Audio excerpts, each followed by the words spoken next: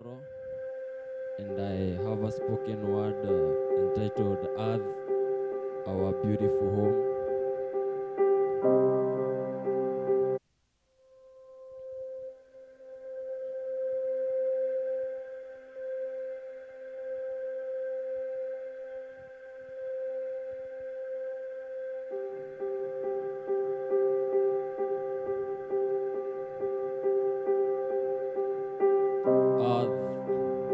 Our beautiful home, our motherland, sweet Kahani, so much it gives, worth more than money. Look at the hills and valley, the cereals brought forth, wheat and barley, it's ours, tukishughulikia, tutenda mbali, au sio?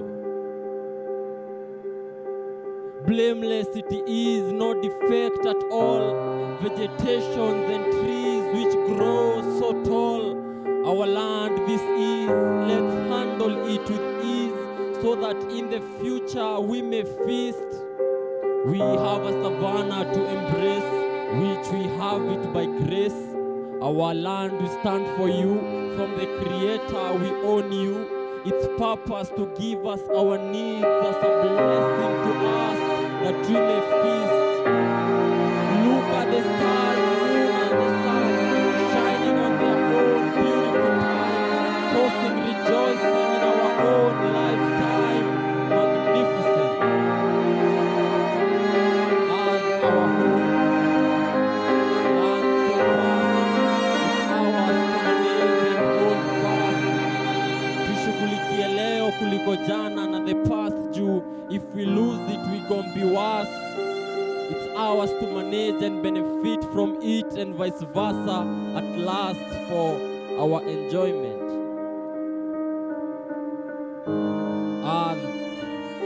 Our beautiful resource hub, so much it has resources. Our motherland, sweet Kahani. Tusipochunga tutamalizia kukudunga, alafu tutajifunga from all the abundance, so tunafaa kuchunga.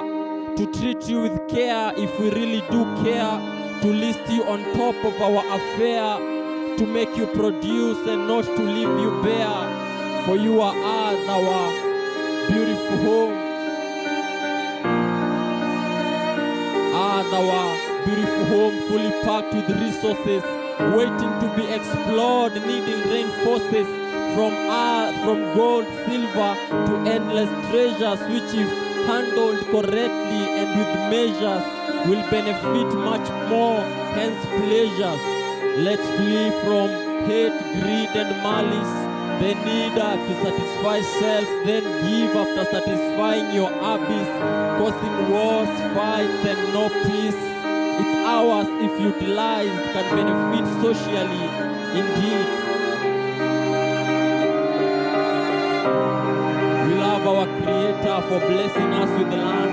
God is life, no sisi tumeland, from the old and to the young, wa mama na wa baba, mothers na wa dada, to stand strong, to love each other, to get along. Though life ya see it was so long, give and give and give, na uta receive. To be much more than ya kila msee, you see. Oneness ndio key to greatness, the Lord ndio source wa endless. No fights and murder for greed, love is the right seed that human need, most kwa need. Resource to all as per the source say, justice, mercy, honesty being the way. In distribution give as though giving unto you, and change leading us to bring brand new. Let truth and integrity flow, the seed planted to grow, brighter lights to glow, so much love to sow. One nation, one people, in the psyche we all equal. Let it run smooth and in sequel. Let's embark on gratitude, one heart in the multitude. We all in, we don't exclude. For this is us, our beautiful home.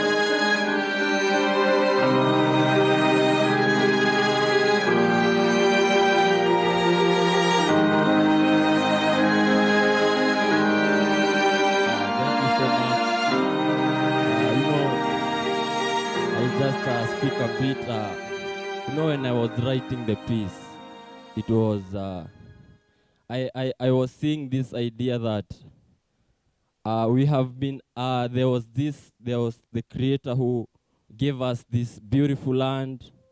He decided to give us this land mass, and he never allowed anything to come forth. He never allowed anything to grow. He never allowed no rains to come forth. And he said, because there's nothing to grow, there was one reason: there was no manager. Because if you don't have a manager, the company won't run. So he decided, I need a manager to manage what I have given him, to manage what I have brought forth. And when he had put forth the manager, he gave him orders to do something on that land. And the manager was not so good. He was so irresponsible. He started doing, his stuff, and he started destroying the lands contrary to what the command was. And the boss was like, no, I gave you land to do this. I wanted you to produce. I wanted you to bring forth so much. I wanted you to bring forth wheat, grass, and all this vegetation. But now you're spilling oils in the sea. Instead of fishing, you're filling your land with toxins instead of farming it. You're doing all this kind of stuff, and you're not really understanding my assignment. And the creator decided, I'm gonna come to you. He came, and he gave him the orders. He told him, this is what I intended you to do from the start. And now we are to, let us decide, what are we going to do? Are we going to make our land beautiful? Are we going to benefit from our land? Are we going to take care of our land? Or are we going to leave our land into chaos and all this? Thank you. Thank you.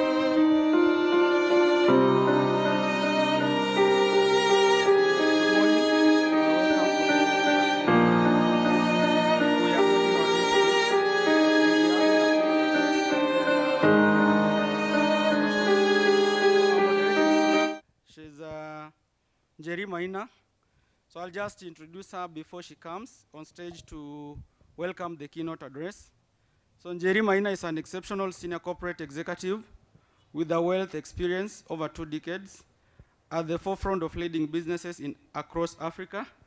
Her strategic acumen, earned through years of navigating complex markets, has been instrumental in guiding successful market entry and driving sustainable social impact at scale. As a Director of Business and Partnerships at DEN, Njeri manages global enterprises and organizations through intricacies of African market entry and expansion, partnership, engagement, strategy, and business development, mostly in technology organizations like Arusha Space, Dronex, XDL, INX Labs. Her tenure is renowned organizations such as Planet Labs, Oracle, Microsoft, and Intel has solidified her reputation as a trailblazer in fostering innovation and championing sustainable business practices throughout the continent. Beyond her achievements, Njeri is deeply committed to supporting initiatives that uplift communities and nurture future leaders. Her involvement in causes such as women in leadership, young Africa leaders, startups, and corporate social responsibility activities underscores her dedication to driving meaningful change. As a visionary leader, Njeri Maina continues to inspire and empower individuals and organizations across Africa, catalyzing progress and innovation while fostering legacy of social responsibility and sustainable growth. So it's my pleasure to welcome Madam Njeri Maina as our moderator today so that she can now take over the session. Welcome.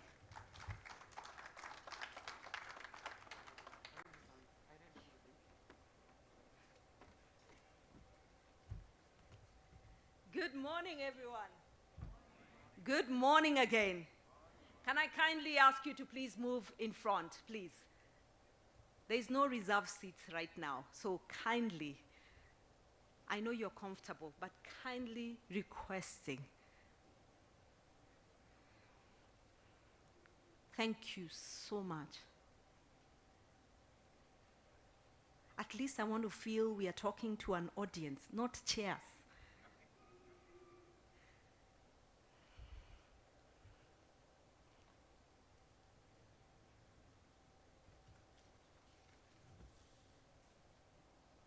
I truly appreciate it. Again, good morning, ladies and gentlemen, and welcome to what promises to be an enlightening conversation on Earth observation, utilization globally. Technology advancement like Earth observation and GIS has helped us better understand our Earth, our only home, this planet of ours. It has helped us understand the challenges and how we are able to manage it and manage it sustainable, and also be able to ensure that we have a future for the next generation. Today's session, we'll really be talking about the applications that are being utilized in Earth observation. We will also be talking about the challenges that are being faced. We will talk about the applications, the challenges, the opportunities, the capacity building, emerging technologies, and where the future direction is looking at. My name is Rcmrd. I'll be your moderator today. I am the Director for Business and Partnerships at DEN Limited. DEN Limited, as highlighted earlier, is really an organization, our consulting firm, that brings global technology organizations to the African continent and ensures that they build a local ecosystem. Today, we have keynote speakers and a panelist that are from a diverse backgrounds, and they will be speaking to us more about Earth observation, utilization globally. So please join me in welcoming our keynote speaker, Madame Salome Oduor. And I am going to read her bio. Salome is a climate and gender socio-inclusive expert. She holds a Master's of Arts in Gender and Development Studies and a Bachelor of Arts in Gender, Women, Development Studies. She has an experience in advocacy, program coordination, research, and fundraising. And she has a lot of experience. Currently, serving as the Executive Director, she has previously contributed to programs at various organizations. Salome, as I have told you, has a wealth of experience in integrating gender perspectives into projects and programs related to climate justice, climate finance, food systems, natural resources, and empowerment. She has served various organizations as a consultant on gender, climate action, natural resources, management, policy action, research, and program management. She is our speaker today. Salome works for the African Center for Sustainable and Inclusive Development for Africa at CSID as the ED. She will be speaking to us about Earth observation and gems and development. So join me in welcoming Salome on stage. Karibu sana.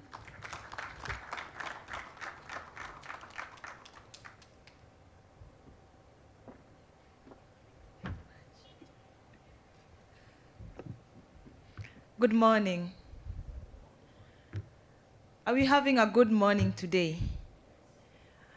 I'm going to speak on gender equality and social inclusivity in GSI and Earth observation. I believe all of you are GSI specialists. I'm not a GSI specialist, as you have heard. I'm a gender and social inclusion specialist, but we need to work together to ensure that the data that we collect is going to be effective, is going to help us to have initiatives that are effective and efficient with great impact to the community. I'll start by having or speaking about terms or terminologies in gender and social inclusion. I'm doing this because most often when we talk about gender, we have different perspectives, and that makes it very difficult to have to have people acknowledging and accepting gender and social inclusion as something that we need in our work. Most often, we confuse sex and gender. And that is why today I'm going to talk about what sex is and what gender is, and why it's always important that we don't mix these. Sex is the biological structure of us. It's the biology. It's what makes you a man, what makes you a woman. Most often, or in the past, we used to say you cannot change it. But nowadays, you can. And we say it's universal. Everyone, everywhere you go to, you'll have men, you'll have women, you'll have boys, you'll have girls. But then when you talk about gender, it's socially constructed roles of men and women. It's not universal. Most of the times you'll find that your role as a woman in one community is different from other communities. In my community, the women are not expected to build a house. When your husband dies as a woman and you don't have a house, you cannot go up the roof to work on it or do anything. Sometimes it comes with some norms that limit the women in ways that you would not imagine. A woman who is not having a home, who is not having a house, and the husband has died, they might be forced to get into other arrangement for that. But then you go to Maasai community, it is the women who are expected to build the house. And that is where we are saying gender is not universal. It's different, the expectations are different, and the impact means it's also different. In some communities, you find that you're not expected as a woman to be a scientist. No one tells you not to be, but then the expectation for the men is higher than that of the women. And that makes it, naturally, you'll have more women, less women in some of the spaces, including as GSI specialists. And with that, it means that the outcomes of some of the data that we have might end up being blinded or thinking in, of course, we are men and women, we've talked about biological perspectives of it. We are different biologically sometimes.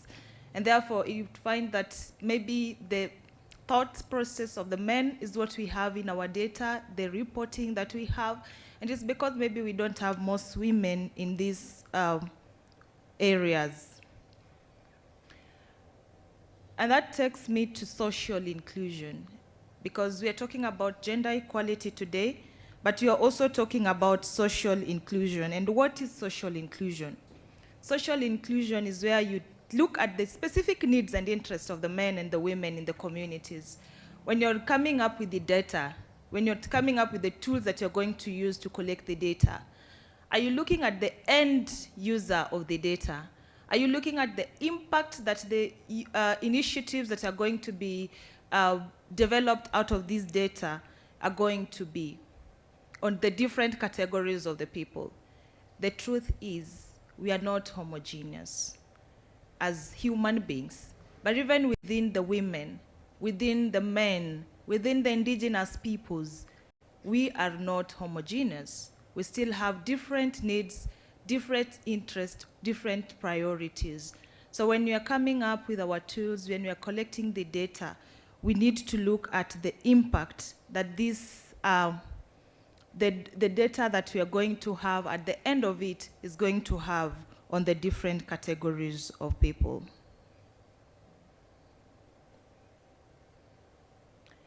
And most of the time we talk about gender equality. I think I've mentioned gender equality, and we also talk about gender equity.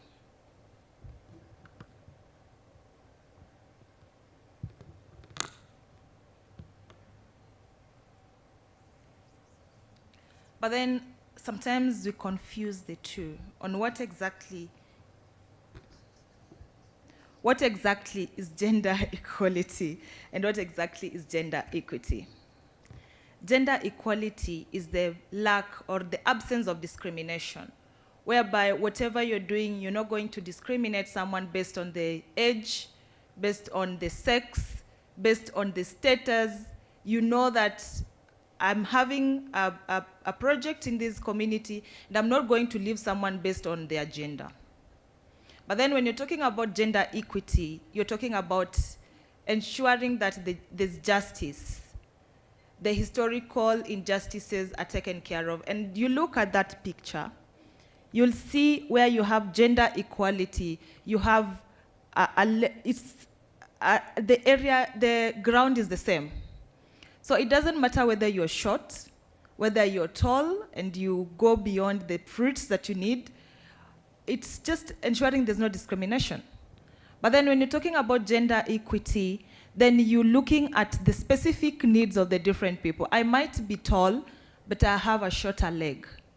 So you need to ensure that one of my legs is taken care of so that I'm able to reach the fruits that I need. And why do we talk about this? When you're looking about the data that you have to do analysis of the data. And for you to have gender responsive initiatives, then it means you have to do gender analysis, where you're looking at all the data you've got from the ground. What does it mean? What is the role of the women in these, in the communities that you are at? What is the role of the men? What is the role of the youth? And for example, you're talking about natural capital. We're talking about the natural resources. You're looking at, you have a satellite image of the, let's say a forest, and you can see how the forest, the coverage is reducing every other year or increasing every other year. You can have that image, but you need to understand the population that is in that community. Who is responsible for increasing or reducing the coverage? Because that is what is going to help to come up with initiatives that are gender responsive, that have the impact that you really need to increase the coverage of the resources that you need, the coverage of the forest or the tree coverage that you need at the end of it.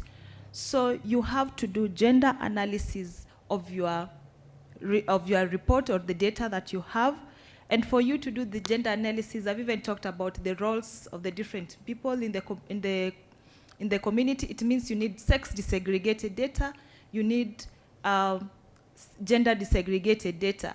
For you to do that as well, at the end of it, we see that you need to have the expertise. So you have to work with the gender experts from the beginning, from when you're thinking of starting the program, the process, the thinking of coming up with the project idea, identification. You have to work with the expertise to ensure you get this. But then, so what is, in all this, you might ask yourself, what is the role of gender in Earth observation?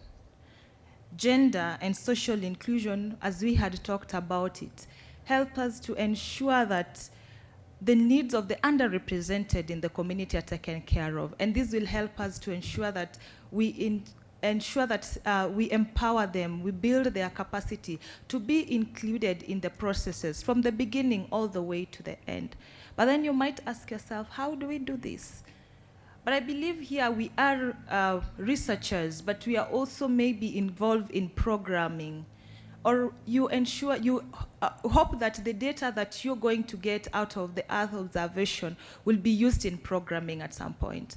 So at the program level, the entire program circle should have gender consideration. From the beginning, these I've talked about, from the identification, from the implementation, where you're talking about even the budgeting. Are you having the gender responsive activities in your program, but do you even budget for it? And when you're talking about the identification, the planning, you're talking about even the indicators that you're going to use to measure the success of your program. How gender responsive are your indicators? Because this is what is going to help in getting gender responsive reporting. And when you're talking about the indicators, you talk about even the tools that you're using to monitor the changes using GIS. Are you thinking about the indicators that you're going to use to analyze the report that you're going to get out of it? Are you going to think about the indicators you're going to use to analyze the images that you're going to get out of the work? And that takes us to the next point of gender responsive. Before you move the screen, gender responsive usage of remote sensing and geographic information.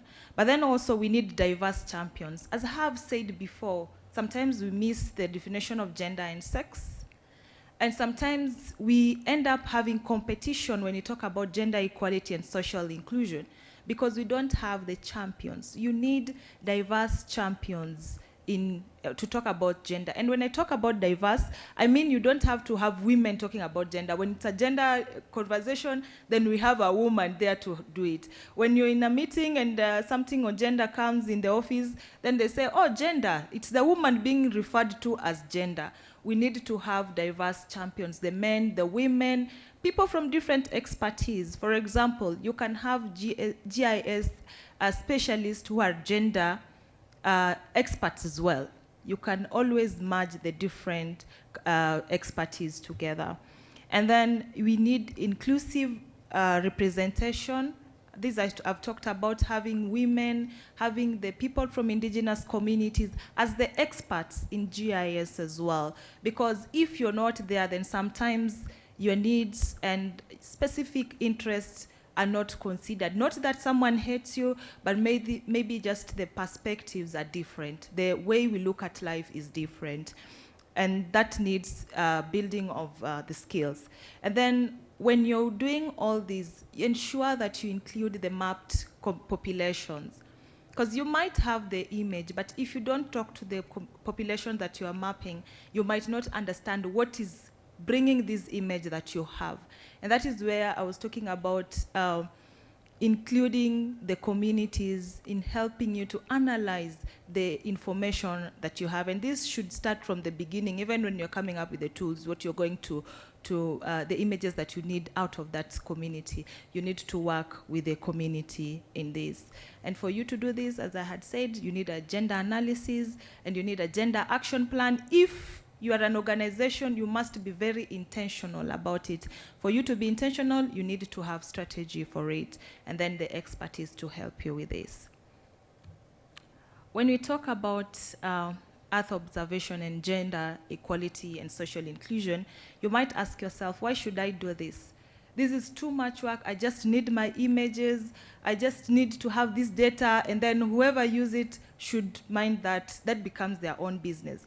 But then sometimes even partnership, you need to work with partners throughout this. Some of the partners would want to see the gender responsiveness of your data that you get out of this. So if you want to work with people to get the greater impact of the data that you have, then you might be forced to have gender responsiveness in your action. But then also we look at the cost effectiveness. What is the true cost account? Because sometimes we say that when you do the gender, you want to bring a gender expert, you want to work with the population, because I've talked about working with the community, with the population that you're mapping, then you might say it's too expensive. But you might be forced to look at the true cost account of including, having a gender inclusive approach, and also being gender blind. At the end of it, you might find that it is cheaper to have gender inclusivity from the beginning to the end than forgetting about it, and then you reach some level, you need to get a report that is gender responsive. You didn't have the indicators, you go back to doing the indicators. It is expensive, both financially and even in terms of time. You look at the cost of leaving behind the women or the girls or the indigenous peoples, it might be very expensive at the end of it. For example, according to the Europa, they say that by 2050, if EU considers gender in all its development actions, then it's likely to increase its GDP per capita from 1.95 trillion euros to 3.15 trillion euros. You see, that is like almost a double change in 30 years. So that also means if they don't consider gender equality in their development at this point, it might, or it will definitely impact their GDP per capita. That is what we talk about when you talk about true cost account. You look at the cost or the impact of climate on the different categories of people. We talk about looking at the mapping that we do and the relations that it has with climate change. If you don't look at the population impact on the climate change impact on the different population and use that information to guide you in the mapping that you're doing, in the images you're coming up with, then we might end up losing. For example, we know that in 2050 again, climate change, the impact of climate change is likely to impact over 150 million more women and girls than boys to push them into poverty by 2050. So if you want to use your data to really help with development, then you must have the gender and social inclusion at the back of your mind. It must help you in doing your analysis and doing your reporting to be able to contribute to the growth and GDP growth of communities, of nations, and of the whole world at all. And then we have the effective data. When you're talking about your data, most of the time we take our maps, our images as the whole truth sometimes, and forget that some of these images are just pieces of puzzle that we need to use and complement it with the population and the information from the population based on gender, based on social status, to complement this data to have the real or the most effective data. And these, sometimes we have to listen to the ground. We talk about the ground truth. And for you to get the ground truth, you have to get the gendered or sex disaggregated data.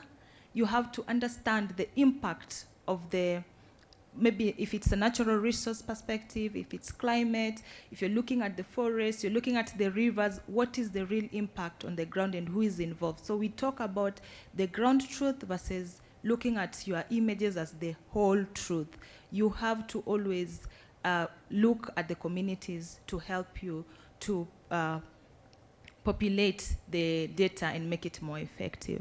But I will finalize with the statement from the two gentlemen that says that you cannot wholly or fully understand technology without referring to gender, because we know that gender, there's the norms that impact the development of technology and uptake, the access of this technology, but also how is the technology impacting the community. The great poet talked about our mother, our earth, the resources that are there, the men and the women and the roles they play. And we know the greatest resources that any country has is the population. So if you're coming up with any technology and you don't look at the impact it has on the population, then we are losing it at that point. If you're looking at the data and we are coming up with our images and you're not looking at the impact it has in the community and the role that the different people, the different groups in the community play in having that image to look like that and the changes, because we also do modeling of what is likely to be the impact, what is likely to look like, what is the situation likely to be if we continue with business as usual, but who is playing which role, so that when we come up with the initiatives, we are able to target the specific groups of people with the information. And that is the end of my presentation today. Thank you.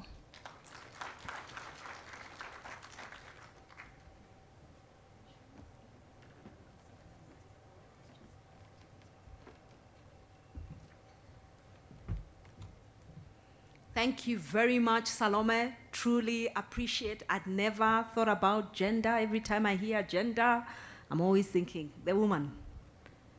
But it's important to recognize and decide that we need to include gender into our various projects. Allow me now to welcome on stage our panelists today. We will have Dr. Malcolm Masoba from UNDRR. Karibu sana.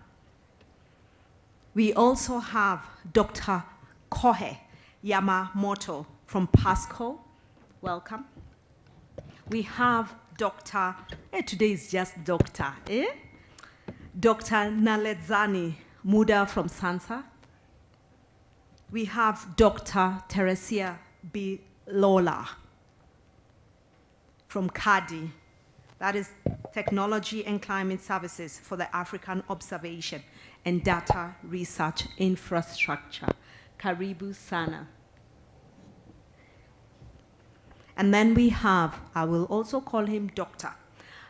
Sven Gillam from GeoGlam, the Group of Earth Observation, Global Agriculture Monitoring Initiatives. Welcome on stage. Please join me in clapping for them to welcome them.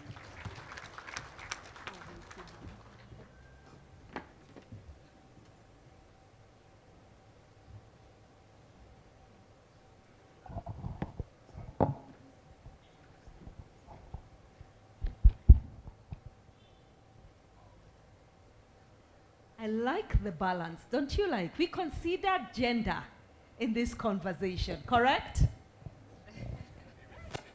Even in the sitting arrangement. But that said, thank you very much, each and everyone. Thank you, panelists, for joining on stage. Let me allow each and every one of the panelists to introduce themselves in 1 minute and tell us more about their name, what they do, the organization they represent, and the mandate of the organization. We will start from the farthest in terms of my left. Okay, good morning. Thank you for the introduction. I'm glad to be on the panel. My name is Sven Gilliams. I'm the GeoGlam director. I have a background in agricultural engineering, and I've been working in the field of EO and agricultural monitoring for the past 20 years. What is GeoGlam? Some of you might have been here on Tuesday, I guess, where we have this session. So GeoGlam is the flagship program of GEO, the group on Earth observation dedicated towards global agricultural monitoring. We are mandated by the Ministers of Agriculture, by the G20, to give information at national, regional, and global scale on agricultural situation. We're actually an open community of practice. We bring together international expertise on the use of EO for agricultural monitoring. Thank you.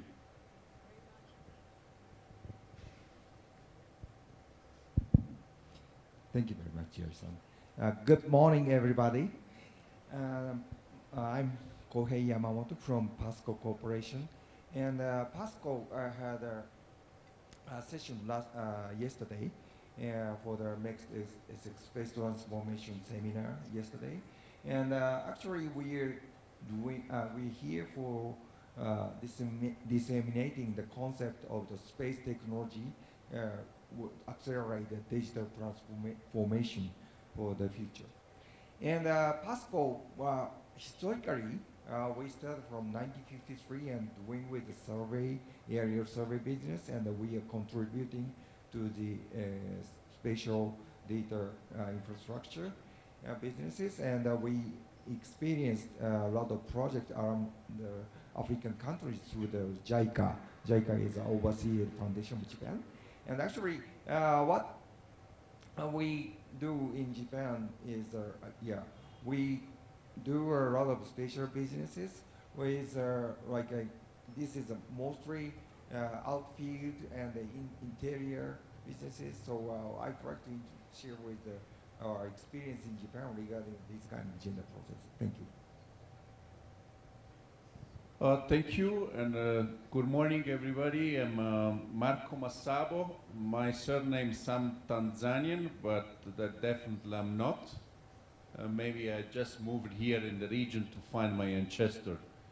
But I'm working at the United Nations Office for Disaster Risk Reduction, UNDRR. It's an office of the UN Secretary General. Is the custodian of the Sendai framework. That is not the reason why I'm sitting close to our colleague from Japan. The Sendai framework is the biggest framework approved by UN General Assembly to reduce the impact of disaster worldwide. I'm sitting here in the regional office for Africa as a risk knowledge and early warning coordinator for the office.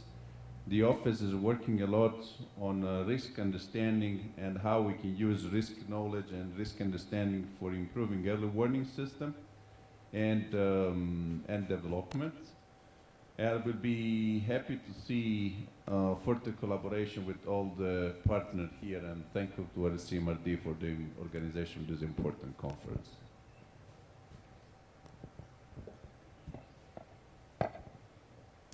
Good morning. Is it on? Okay, good morning everyone. Or should I say, habari zenu? Okay. Okay, my name is Ngarezani Mudau. I am from the South African National Space Agency and Earth Observation Directorate. I am responsible for the development of products and services using satellite data for societal benefit. So we are focusing on a number of thematic areas, but our main mandate focuses on ensuring that South Africa has access to satellite data and EO data that we require to support decision making, especially when we're focusing on government priorities.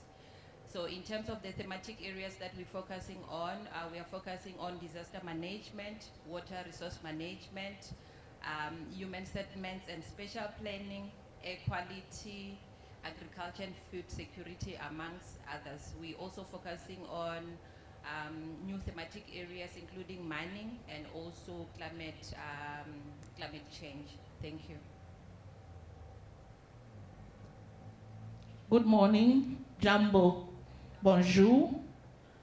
I am Teresa Bilola, the project manager for CADI. CADI is Knowledge and Climate Services from an African Observation and Data Infrastructure, and it is coordinated at ICOS. ICOS is a research infrastructure that provides standardized and open data in close to 180 stations in 16 European countries.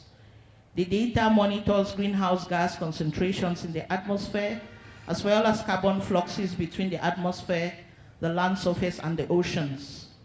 So why is ICOS here? ICOS is here because we coordinate the CADI project, which is a consortium of 16 partners from Africa and Europe, including universities, research institutes, and government agencies like the Kenyan Meteorological Department, Adi University in Dar es Salaam, and Université Félix Houphouët-Boigny in Abidjan. I and my colleague, Emmanuel Salmon, who is ICO's Head of Strategy and International Cooperation, are here representing the project's coordination team. It is an absolute pleasure to be here, but I have one complaint for the organizing team. You forgot to order good weather. Next time, please do. Thank you.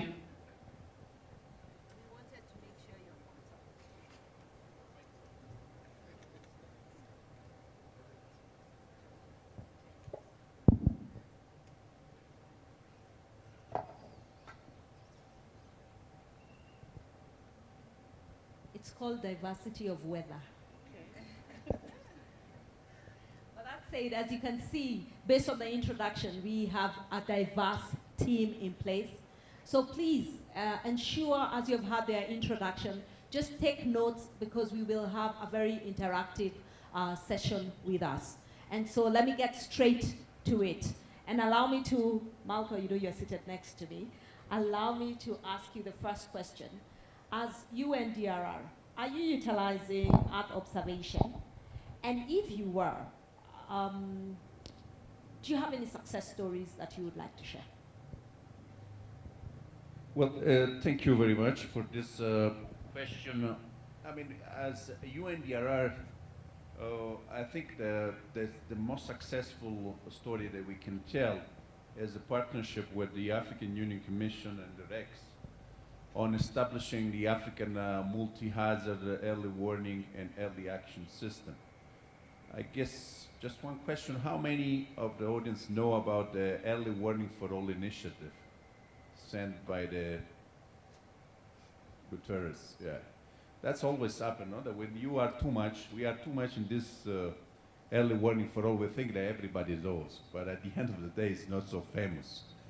Early Warning for All is an initiative that the Secretary General of the UN launched in March 2022, calling for a universal protection of population with early warning system by 2027. So it's a huge and very ambitious program. What we are cascading this one in Africa is in partnership with the African Union to establish a network of center, operational center, which is called Situation Room. They exchange data and information for early warning and anticipatory action.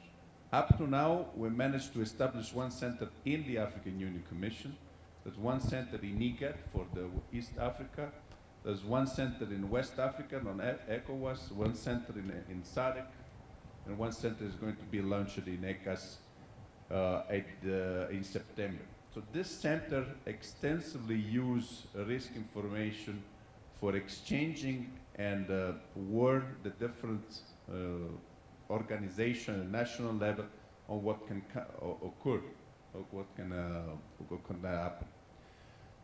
Those centers use a lot of Earth observation and satellite observation.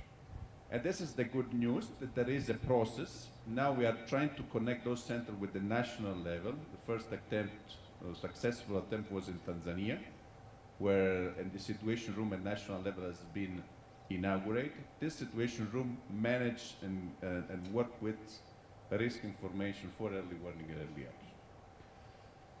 So the success story that there is a system now where you can deliver those information to the right user, which are Disaster Risk Management Authority and the meteorological services and so on.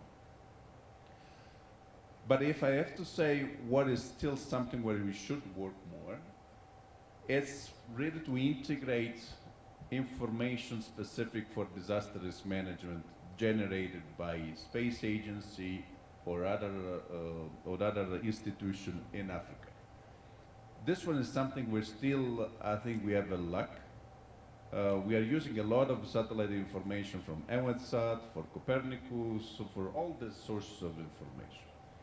But the effective use of what is generated by satellites, by space agency in Africa, by specialized center like Rcmrd, is something where we really would like to work more. Because we all know that timing during disaster is an essence. We don't need the information where it's too late to act. We need information when there is enough time for us to act. And being in the continent and being into the field, it allows us to also reduce the time lag on producing those information. So this is some part where we can work together. I hope that this conference, this panel will also help to establish those links. But I think the good story is that there is a system, MOS, that has a strong leadership from the African Union Commission to try to make sure that those information are channeled and used from by the final user, by decision maker and practitioner. Wow, it's good to hear there is opportunity for partnership. If you are taking notes, You better look for Malco after this.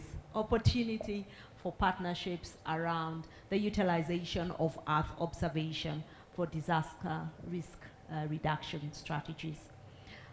Yamamoto, let me, on the same breath around disaster monitoring, Yes.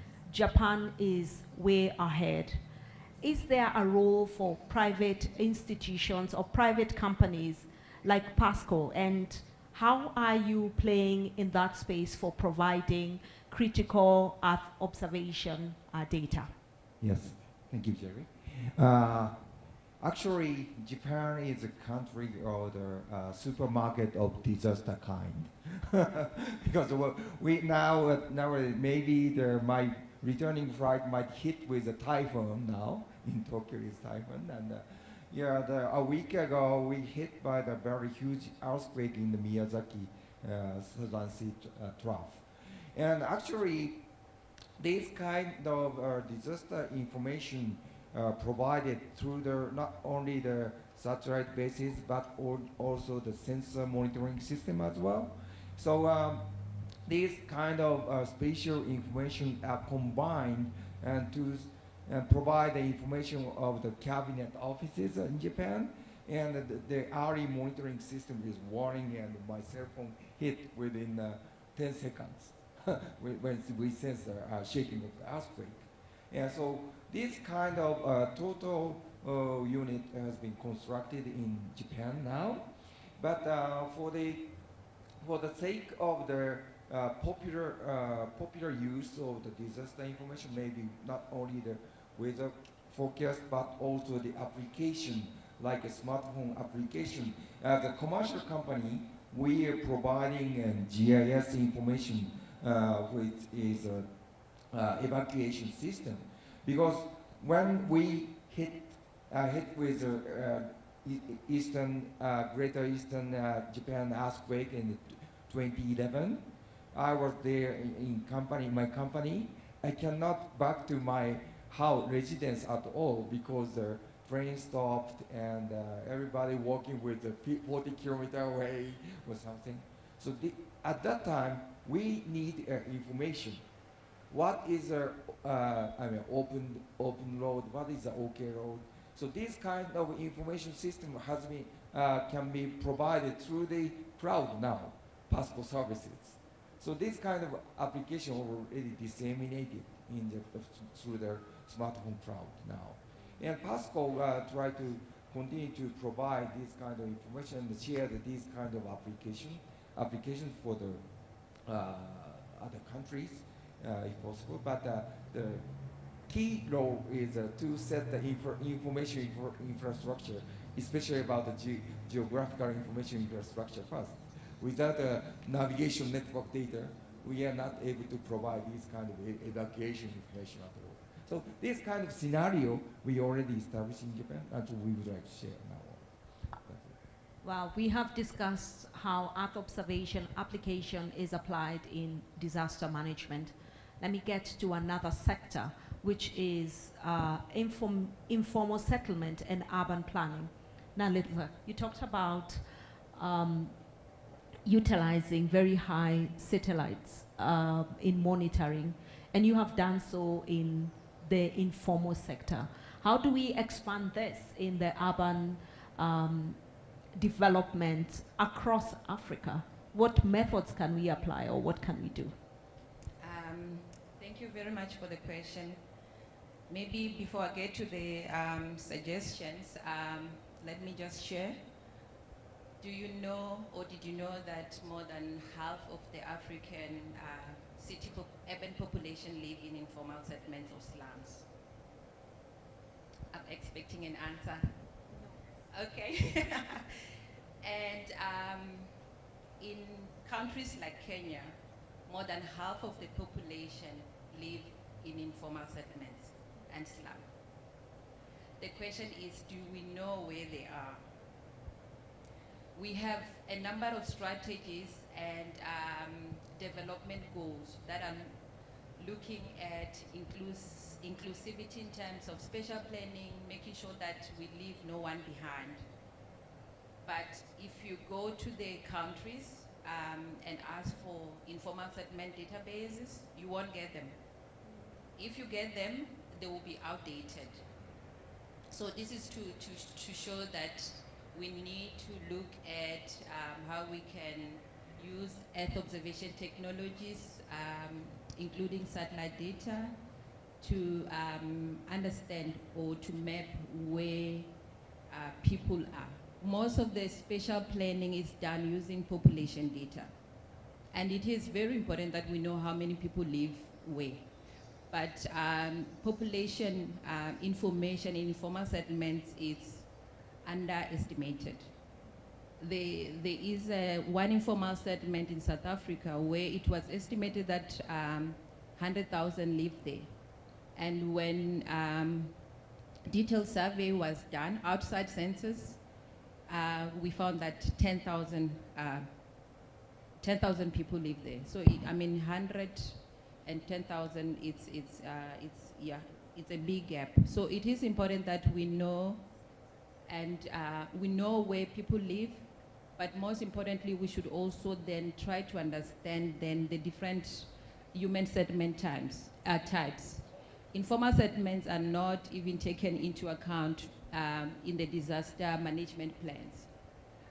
So how do we make sure that we are really leaving no one behind if we don't know where people, where informal settlement dwellers or where other people live? So it is important that we use satellite data to at least get some information in terms of where people, where everyone lives, because we know that there are gaps with the population information. So at SANSA, we use high resolution data to map where informal settlements are. So as you may be aware, the informal settlements are mostly around the cities in the outskirts. They don't have access to services. They are vulnerable to flooding. And unfortunately, even when we have the early warning systems, most of the dwellers living in informal settlements, they don't even have access to the media to get the information so that they prepare accordingly. And since they are not part of the disaster management plans, it means that we end up reacting, or the governments end up reacting to ensure that they are safe, which unfortunately it's a bit late. So coming back to how we can upscale the work that we are doing, we definitely need access to high resolution data, which unfortunately is expensive. But we can scan and get an idea in terms of where human settlements are using a medium spatial resolution, like the Sentinel 10-meter spatial resolution. And from there, we can zoom in to then scan to understand the different land use types in around the cities or where we have settlements. We can only do that, we can only upscale through collaborations and partnership, because informal settlements and settlements are not the easiest land use features to extract. You can easily extract water bodies, agricultural land, vegetation, amongst other classes. But to really understand the human settlement types, you need local information. So we need researchers to collaborate in the region. And in addition to that, we also need to get more information in terms of the living conditions of informal settlement dwellers by working with the communities themselves. We need to be able to partner with the community groups in the informal settlements, get them involved also in data capturing. There's a lot of information that we can get from satellite data, but then a lot of information can also be derived or captured from the ground itself. So I think COVID-19 also taught us that we need to know the state of our settlements. We need to know where we are. During COVID-19 in South Africa, we actually, or the authorities discovered new settlements that they did not know exist through the use of our data. So we need to make sure that we continuously monitor, and so that the information in terms of where people are is there and is integrated during spatial planning. Of course, other information is also required to ensure that we don't leave anyone behind. Thank you. Thank you very much. As Dr. Nalenze was talking or speaking, I saw Dr. Bilola just shaking her head because she really has dealt with local governments and cities, and she has experience in that. So tell me, how do other cities and regions be able to utilize Earth observation data to achieve their sustainable and climate goals, noting that you have done the same in Finland? Thank you for the question. I will start from ICOS, and then I will come to Finland. Finland is a pioneer in many in climate commitments and ambitiousness in the way it approaches climate goals. But let's start from ICOS. ICOS is a research infrastructure, and within that we have several projects. The two projects that are directly related to this topic are ICOS Cities and CADI. ICOS Cities aims to design an in-situ urban observation system. Why? Because the CO2 cycle in cities is quite peculiar because of human activity. So we are trying to support city inventories that are reporting their emissions to the UNFCCC. And this is approached by collection of activity data, like the use of cars, for instance. However, we have noticed that these inventories may not be so accurate or are not regular. They are not every year. So an observation system would bring more accuracy and increase the availability of real-time data. This data is disaggregated according to different sectors. And when we talk about ground observations, I am going to give a clap again to our keynote speaker who spoke about ground truthing. In-situ data is a real tool if we are talking about ground truthing and knowing what is happening in specific spots in the city where satellites will not be very accurate. Now in CADI we have a pilot in Kenya where we are looking at the effects of urban heat stress in informal settlements. So Dr. Nale, maybe we should collaborate. We are doing this by deploying low-cost sensors. So we have information from the ground, from where the people are. We can try to work together. And then in Zurich also there is an experiment of deploying these kinds of low-cost sensors that complement expensive observation instruments. I think this is very good for the African context. In Tanzania, we have been able to use university students and volunteers to collect data in cities. And in Ivory Coast also, we address air pollution by using the same kind of low-cost sensors. But since you wanted to hear about Finland, Finland uses EO in, for instance, carbon footprint tracking, urban heat islands, urban planning, land use and zoning, and water resource management.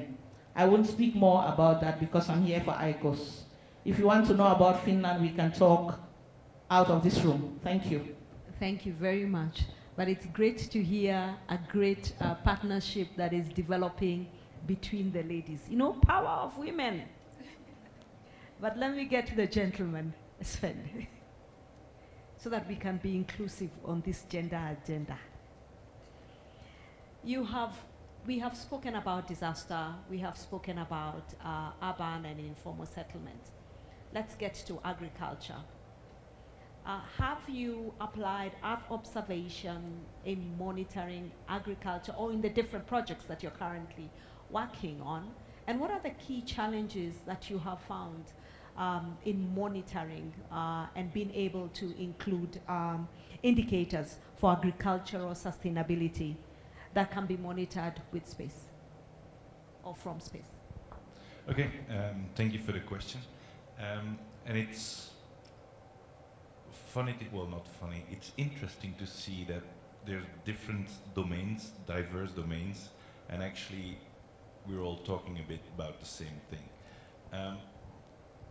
And well, GeoGlam, the key factor there is Earth observation for agricultural monitoring.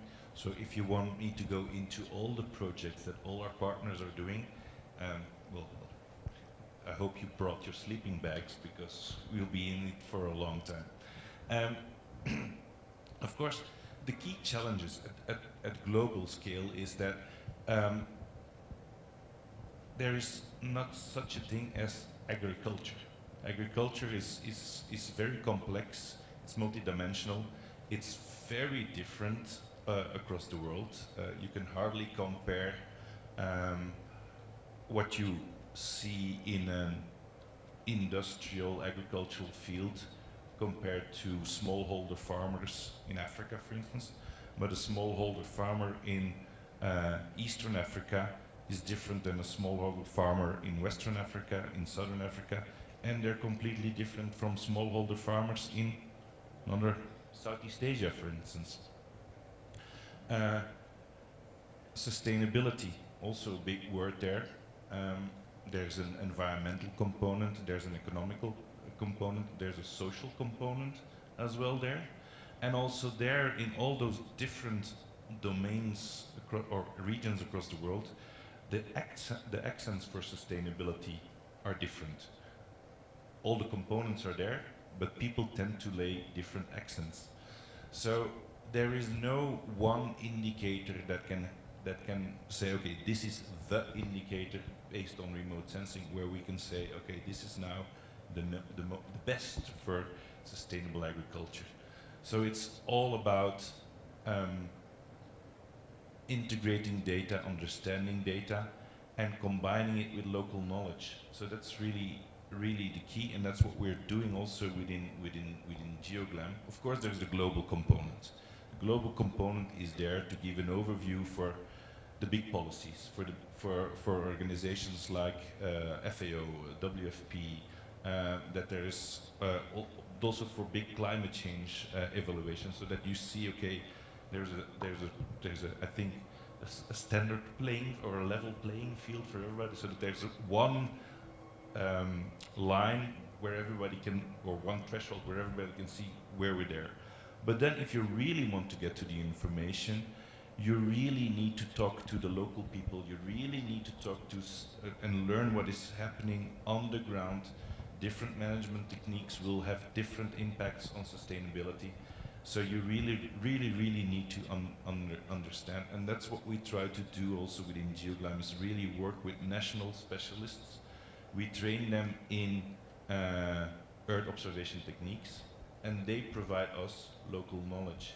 And at the end of the day, they will give the information from their country that is needed and report to national level, regional level, and global level. So that's really data integration, getting people together and working together on sustainable agriculture. Thank you very much. Dr. B. Lola, you talked about that you're involved or you have experience with higher education. Do we see this being incorporated in institution in terms of having curriculums for Earth observation?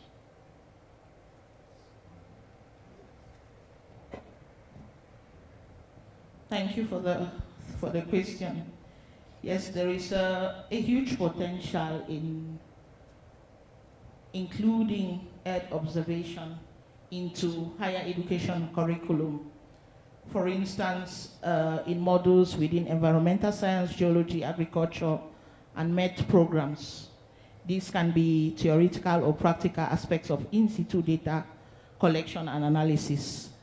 A very salient example of this, and which addresses something that is mostly lacking in African education, is going to the field, touching the things that you hear in the classroom. For instance, in Tanzania, students are encouraged to be involved in projects. There is a wide mass internship program by the Resilience Academy, where students go and find a particular societal problem like floods in Dar es Salaam, collect the missing data related to that challenge. For instance, drainage networks, communities, flood experiences and losses, and then they clean and manage this data and share and practice analyzing the collected data for improving preparedness. Governments use this data, other actors that are involved in disaster risk management use this data, and it's freely and openly available. There is also an aspect which is important, is the creation of citizen science platforms, which incorporate citizen science initiatives into the curriculum. Students engaging with the communities to contribute to larger in-situ Earth observation projects by, again, collecting and analyzing data. We have several examples, which I will not take the time to talk about. And then there is also possibility for professional development by policymakers. Because when this data is collected, it's not exactly readable from the policy circles. So we can think about also designing courses, short courses, workshops, where we bring the policymakers and we train them how to read the data that is collected in these simple, low-cost approaches. Thank you. Thank you. I like the angle where they're able to get the industry experience by working on different projects. Let me go to Yamamoto and ask, what are the trends that you're seeing in terms of where Earth observation capabilities are moving? Okay, thank you very much, Jerry.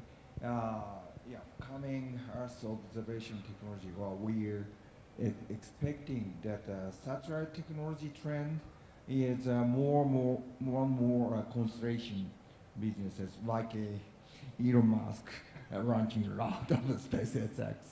And so this kind of a trend cannot be stopped from now on. Maybe a lot of objects on the space, like a small constellation satellite, would be available in the future, maybe coming to the 10 years. So, but small satellite is not like a conventional satellite technology that is very cheap, like a iPhone or Android tech, very cheap semiconductor aggregation satellite, as it were. Because a conventional satellite is a very special equipment, like a mil-spec technologies, but like a cheapest small satellite is like a launching and 2 years later and falling down and this kind. So this kind of, yeah, we need to argue this kind of environment, space environmental issues as well. But however, so the trend cannot be stopped. This it should be available a lot of small satellite. But how the issue is, how do we coordinate these kind of medium quality or the lower quality satellite data to be adapted to the geospatial data on the surface ground? Because the surface ground, we have established already techniques as a surveying techniques, so we need to keep the accuracy itself. So we need to keep the quality to contribute the social infrastructure or social system itself. So in order to meet with the social control needs, so we need to clarify what is the specs necessary for the small satellite. And so that Elon Musk cannot launch or SpaceX or the tons of the satellite, this kind of garbage satellite as it were. But so this kind of trend is coming, coming 5 years or 10 years, it should be established. But for the, as a geospatial company, Pascal, I would like to keep our eye alert on the like a spatial data quality from now on. So that is a trend of the space technology and the geospatial information. Thank you very much. Let me turn it over to the audience for questions. We will take 4 questions. Keep it brief. straight to the point and direct it to a specific panelist. There's a question in front. And let me also invite our keynote speaker on stage, and you can also ask her some questions.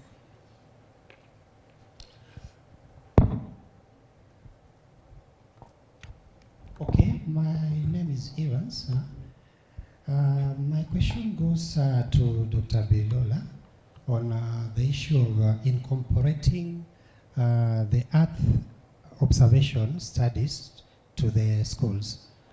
Now, what's the success rate? Because as far as I know, at the tertiary level, there's the issue of specialization, whereby I understand you don't reach most of the students. Why roll it down to the lower level a bit, maybe to the high school level, where we can reach most of the students? And the second question goes to Madam Ma. That's Naledzani. Yes, on the issue of I heard that you deal with mining and then the issue of climate change. What's your take? Especially, we know that mining is so much related to environmental degradation. And what's your take, especially when you are trying to connect these two areas in your projects there? So those are my two questions. Thank you very much. Another question, please. I saw her hand.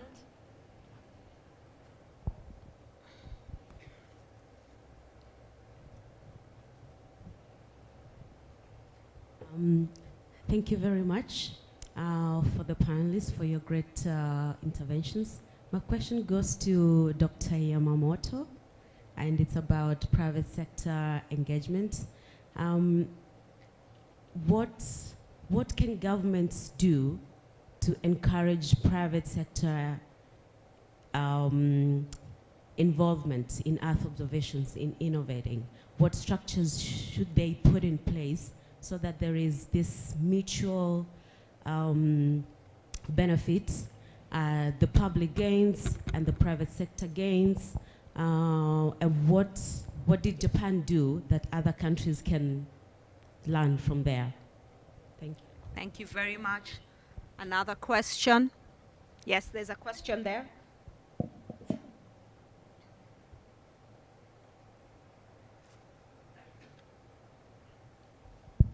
Okay, thank you very much. Good morning, everybody. My name is from International Water Management Institute. My question goes to Dr. Yamamoto again, and then also the lady from SANSA. There's a lot of innovation going on, a lot of new technology, especially as far as data acquisition is concerned, transforming this data. Really, the African context, one of the big challenges really is how to make this data available at the grassroots level. Take the smallholder farmer in Africa, for example. What are the successes or technologies which are available which are available right now, which make data available widely at the grassroots level? What are the successes so far? What technologies are available? Thank you. Thank you. We can take one more, two more. There's a lady here, and then we go straight to that side. My name is Helen. I am a planner with the County Government of Nairobi. So I have a question for Dr. Nale concerning how we can use Earth observation systems to assist in our urban planning. So is there any way local governments are being supported to ensure that they incorporate these Earth observation systems to ensure that the plans that they make also include people living in informal settlements and how we can react to disasters? Okay. The lady in glasses.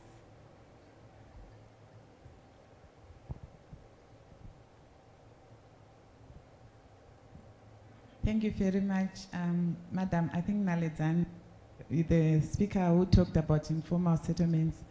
That's actually my area of study. I'm from University of KwaZulu-Natal, South Africa. So I was really excited when you started talking about it. And we had gone as far as just mapping their location, their spatial extent, but we are now venturing into incorporating climate risk and climate risk and health impacts on these vulnerable communities. So if I heard you correctly, I thought you said you are from South Africa, isn't it? Yes. I wanted to ask, do you have platforms or like opportunities where you offer like training sessions on how that incorporation can be executed? And I also want to reinforce the gentleman who talked about incorporating Earth observation skills in high schools. I think I would also want to hear more on that. Thank you. Thank you, thank you. Any last question? Here in front, please.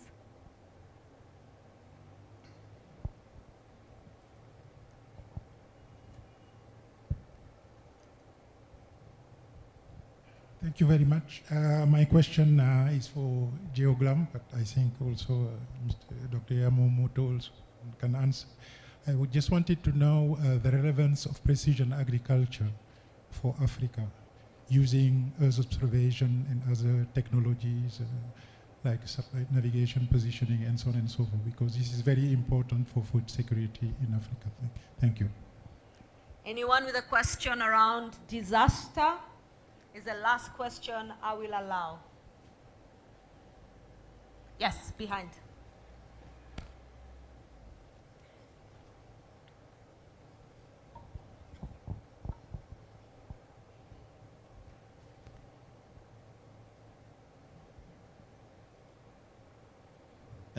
My question, let me introduce myself. My name is Haron Kala from Kenya.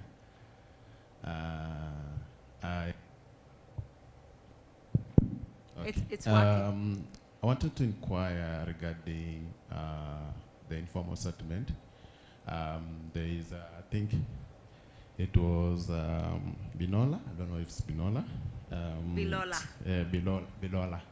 You spoke about sensors that we already installed in Kenya. An example of Kenya on air pollution.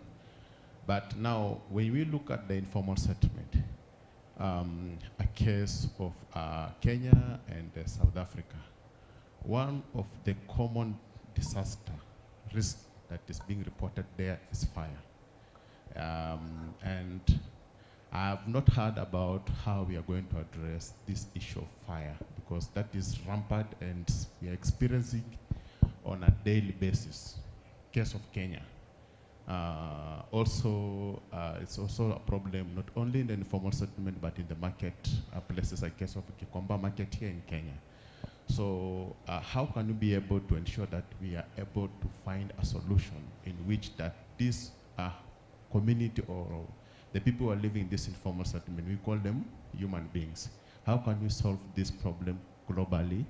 Kenya being one of the countries that we need to ensure that we're able to achieve the sustainable development goals for ensuring that where these people are living, it's good condition. Because we understand that fire, the growth of fire or the spread of fire, especially in this informal settlement, is rampant, given that the walls, the walls that we are using to construct the houses in this informal settlement is flammable. So I really like to understand how we can use this Earth observation satellites, so on, to ensure that we can be able to achieve this. Thank you. Thank you very much. Allow me to also request Malco to also address that, noting that they are also dealing with disaster risk reduction, that he can also address in regards to the disasters like fire.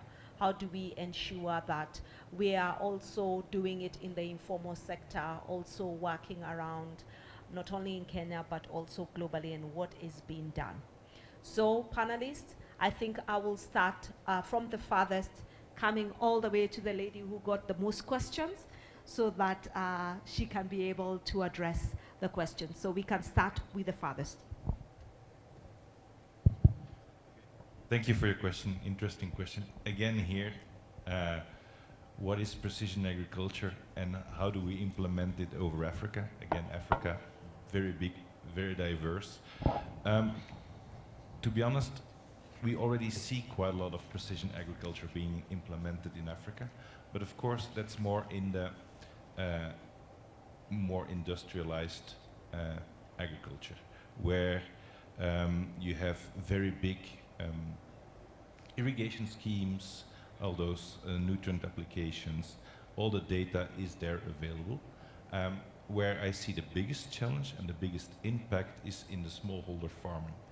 And there I think we need to understand, well, for one, the current globally available Earth observation data, the resolution, the temporal resolution and the spatial resolution isn't adequate enough to really implement precision agriculture for those farmers. And to be clear, I'm not advocating for the remote sensing dogma of the 80s and the 90s, where, yeah, next year we're going to launch this satellite and all the problems will be solved. Of course, there is a trend in small sats, high resolution, even better temporal resolution. That's all good. I'm looking forward to all the terminal satellites that are going to be launched very soon, where we have information on the temperature, land surface temperature, so that we can better calculate ET, hopefully even at field scale.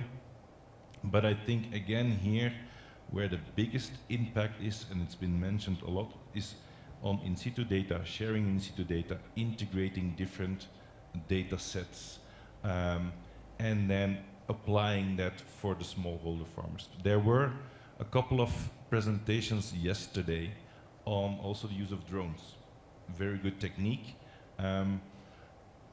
giving much more detail and the needed detail, I guess, for smallholder farmers. But of course, there is a high cost involved of that. So somebody needs to take care of that cost as well. And also scalability of drones. Like you can fly a drone over a certain area, but that doesn't mean that you can just implement it on, or your findings implemented on another area. So again, there's a linkage between drone data, satellite data, to be able to scale it. In situ measurements, I think citizen science was mentioned, collecting data by really local people, sharing it, opening it up. That would be the biggest impact, I think, to spread out more precision agricultural possibilities over the African continent, but also in other areas in the world. Thank you. Thank you. You're up next. Thank you. I might have 3 questions or 2 questions. One is for the relationship public space agency and commercial company. And one is for the urban. You have the private sector working with the governments in regards to the innovation. Yes, and then the second one is around new technologies and how do you make this data available. Pardon me, would you repeat again? The new technologies and how do you make this data available? Applicable, okay, thank you very much. All right, so first question is easy for me to answer. Because why we come here is having the budget from the promoting with the space technology to the world, put on the budget, Ministry of Education in Japan. And so this is a component with, twin component with for the satellite development. And so we dialogue a lot. We talk a lot with JAXA. JAXA is a Japanese space agency. But for me personally, JAXA is a space-oriented organization. PASCO is like a surveying history organization. So we mostly on the ground, and ground truth, we know a lot. And space kind people that had to understand what is the real situation on the ground. So we can provide a ground truth. so an opinion of the user of the geospatial data. We're exchanging. So what happened now is that JAXA decided to design the LiDAR satellite for the next generation satellite, just because we emphasize more upon the importance of Z value if we realize the 3D infrastructure. So we talked much about the future usage of geospatial data in the future. So the JAXA come to understand what is the needs of the ground and reflect to the sensor design and satellite bus design as well. So this happened now in Japan. Just unfortunately, we lost the Aero3 satellite last year. So it happened, we start to talk very in depth with the JAXA and the commercial body. So that is the answer. So dialogue much about to bring the experience together, not only the space but also the ground as well. Okay, this is the one solution. So the second question is so applying new technology. Yes.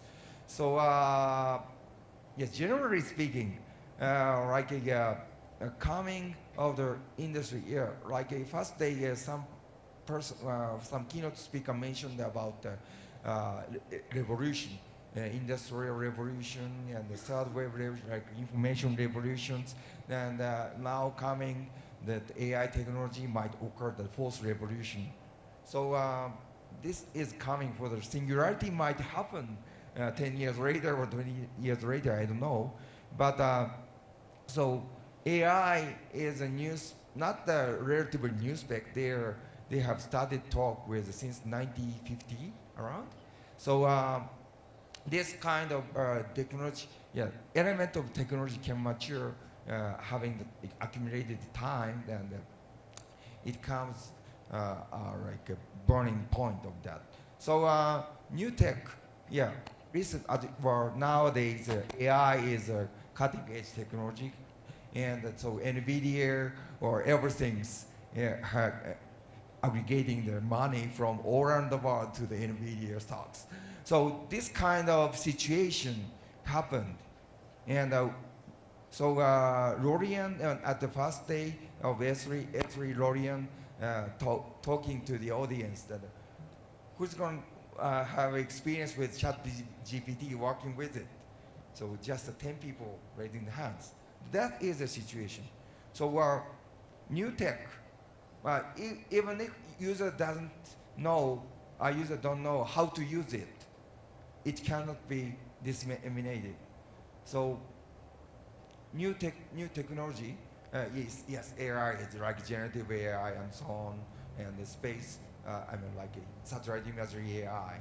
Yes, it is cutting edge technology, but without knowing how to utilize the person's job, like how to distinguish agricultural crops, or how to distinguish like urban monitoring, this is road or this is taxation issues or something.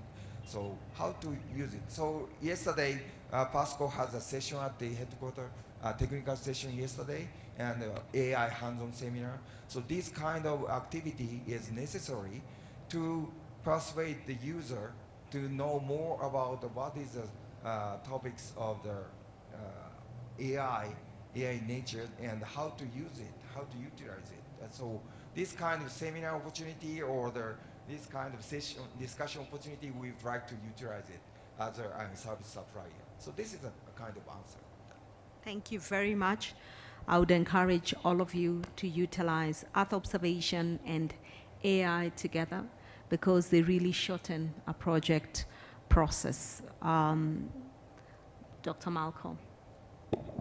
And let us keep our answers straight and brief because of time. Thank you very much. Yes, I just want to maybe underline one point that touch, I think, several of the others on how we can improve the science and policy, what they call interface for disaster risk management. I mean, what we are seeing is really most of the time the technology are developed, they are available, but at the end of the day are not used. So we're trying to build a network of centers of excellence where we have scientific community, we have space agency, and we have also user, disaster risk reduction stakeholder, disaster risk management authority practitioner, that together they try to develop common project that can be then implemented right away. So sometimes what we have seen that the technology goes a little bit, they go very, very fast and leave a bit the disaster risk management world a bit behind. So we need to make sure that this one goes end to end, build more an ecosystem where we build really the bounds between all these actors. I think this one will help to improve, to have more scientific approach and more technology into the field. And this one is also something what we are looking for. Excellent. Last month we met with Dr. Malco in an event called the Global Flooding Partnership. And he presented something that was very interesting for me, which is the Continental Watch report. This is really a report that has all the disasters in place, whether it is floods, fire, drought, different disasters into play. And the one thing that I challenged him was, are we able to get this data to the grassroots level? Are we able to get it in the hands of you and me, as opposed to only institution? But that's a different conversation. Let me ask Salome to say something.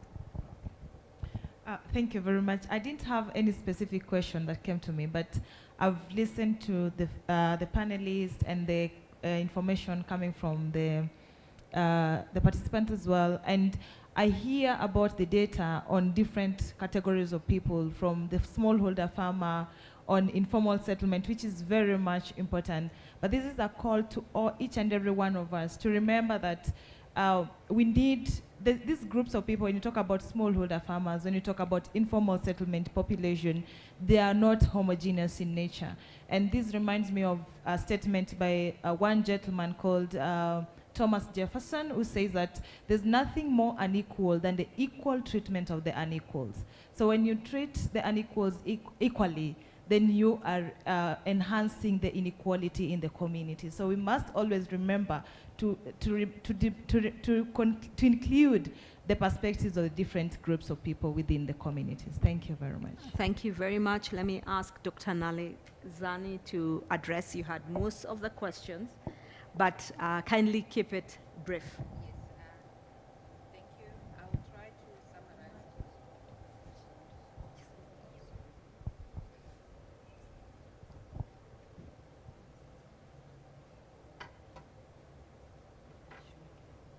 Okay, thank you so much. I'll try to summarize. So the first question was on how we can use Earth observation to support sustainable mining, to ensure that we don't degrade the land. We do get a lot of evidence in terms of the land use activities, in terms of where mining is taking place using satellite data.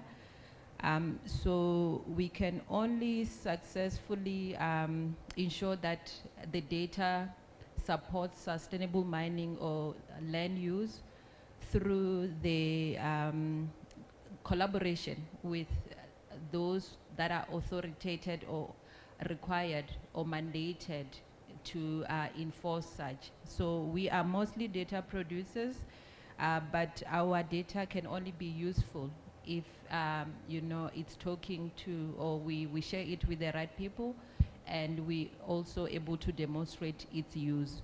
And I think the same applies to other areas as well. We can only ensure that the data is used or integrated into spatial planning through working with the local authorities.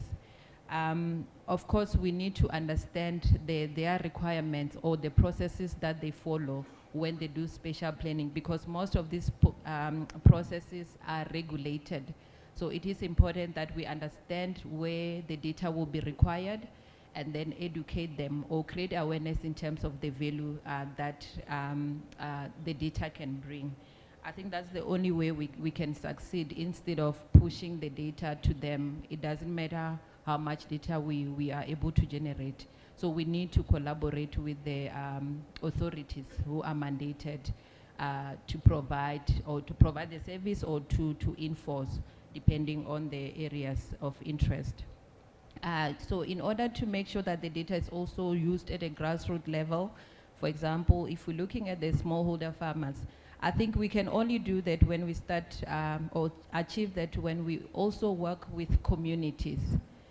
So in addition to working with the government departments that are responsible for example, agriculture, we also need to go down and work with the chiefs on the ground, work with the community groups, so that we are able to present the data in a format or manner that they will be able to understand and use it. So if we go straight and to the farmers and just present the products, they might not get a lot of value from that. But if we partner with the chiefs, the local communities, you know, and then we speak the right language with them, the local language, we'll be able to get also more information.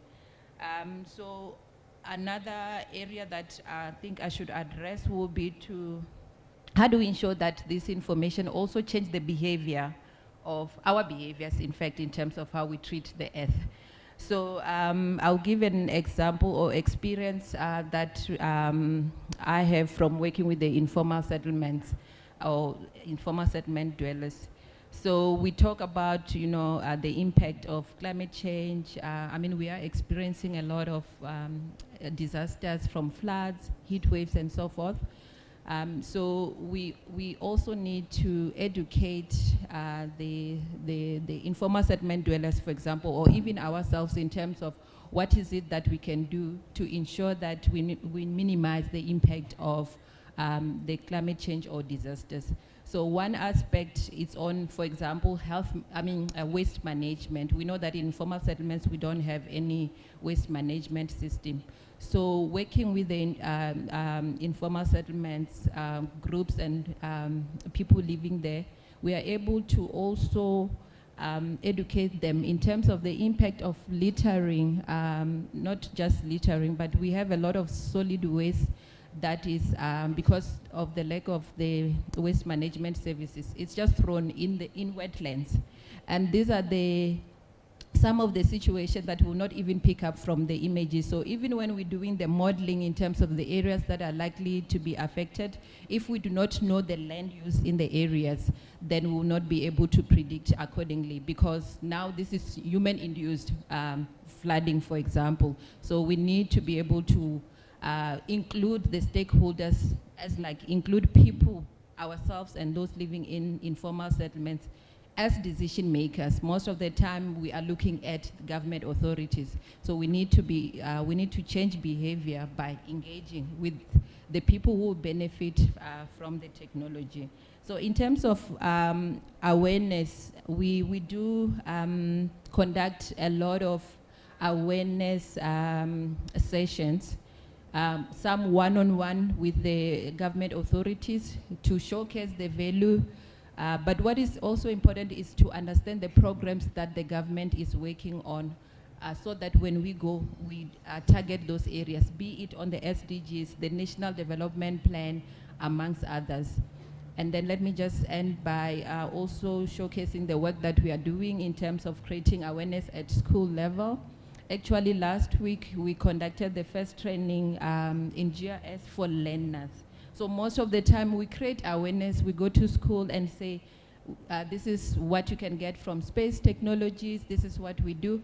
But for the first time, we went in a classroom. We had grades 9 and 10. Then we sat and did the training, installed the software.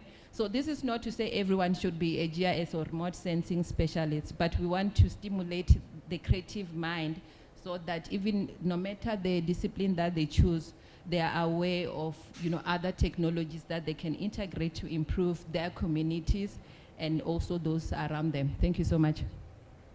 Dr. B. Lola. Thank you very much.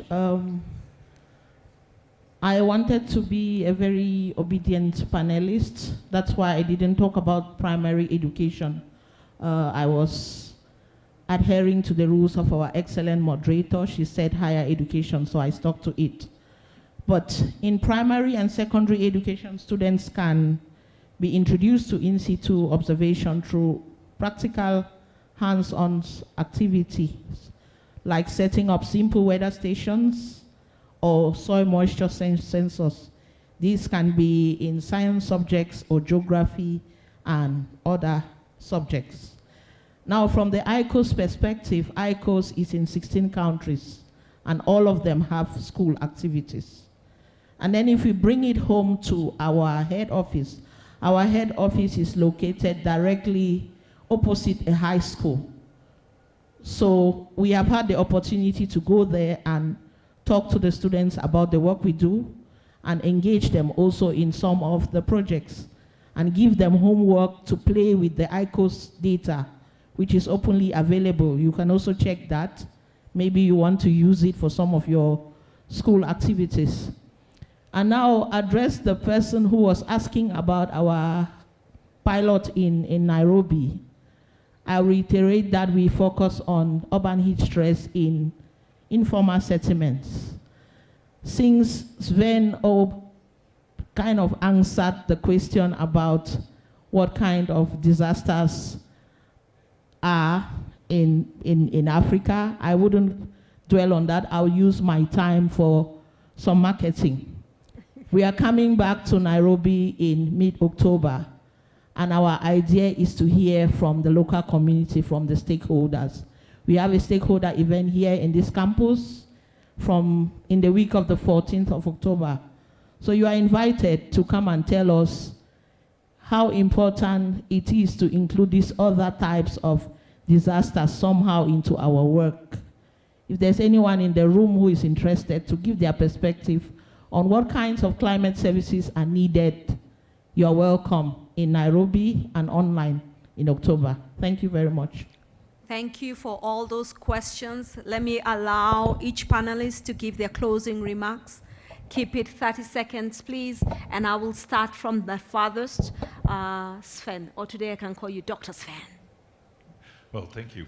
No, it was a very interesting panel, and I think my closing remark is, although different domains, lots of linkages, I think it's clear we need better integration, better integration of data, different kinds of data.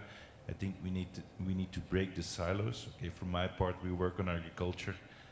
There's agricultural drought, but also floods impact agriculture. So I think that link, I think what Marco has said on early warning for all, linkage with all the early warning systems that are already existing in the agricultural community, we can definitely link up better there. So I think it's breaking the silos and integrating data. That's my main conclusion from this panel. Thank you. Thank you very much. Yamamoto, please. Thank you very much. And this is our last final day of this RIC2024. And I'd like to thank you very much for the DG Emmanuel to be able to attend this meeting. And actually, I noticed that the communication is very, very crucial again to communicate not only these kind of mass type of the communication, but also the face-to-face communication, even like a telecommunication. That is a good aspect of after COVID. We are able to communicate through the online.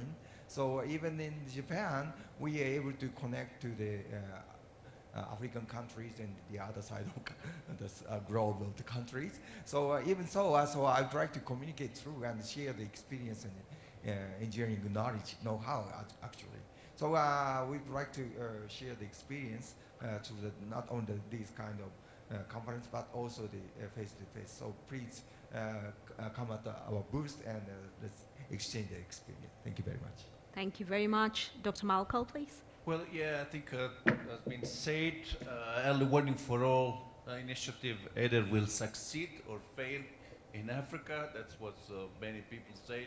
I think the role of data Earth observation is critical. It's critical for that.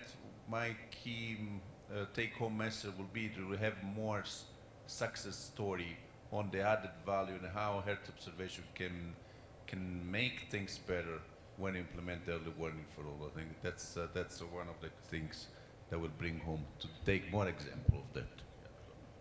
Thank you, Malcolm. Salome, please. Okay, thank you very much. Just to talk about the importance of data that you all know about.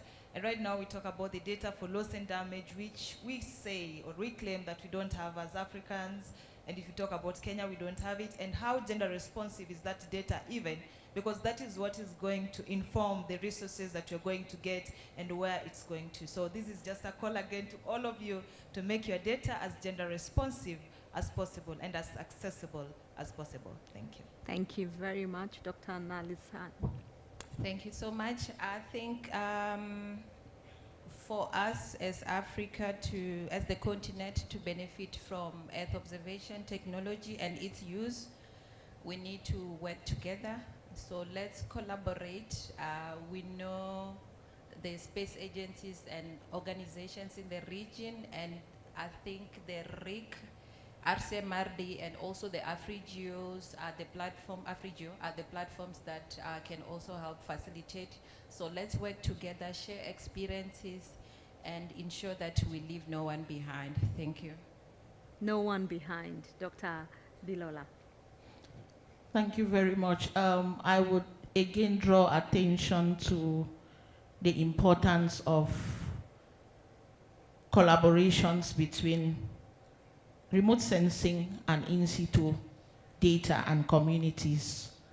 I think that we need to focus more on that, especially because for the African context, which is where the population is largely located in cities, as dynamic environments, in situ data will give us insight into a lot of the things that are happening in the cities.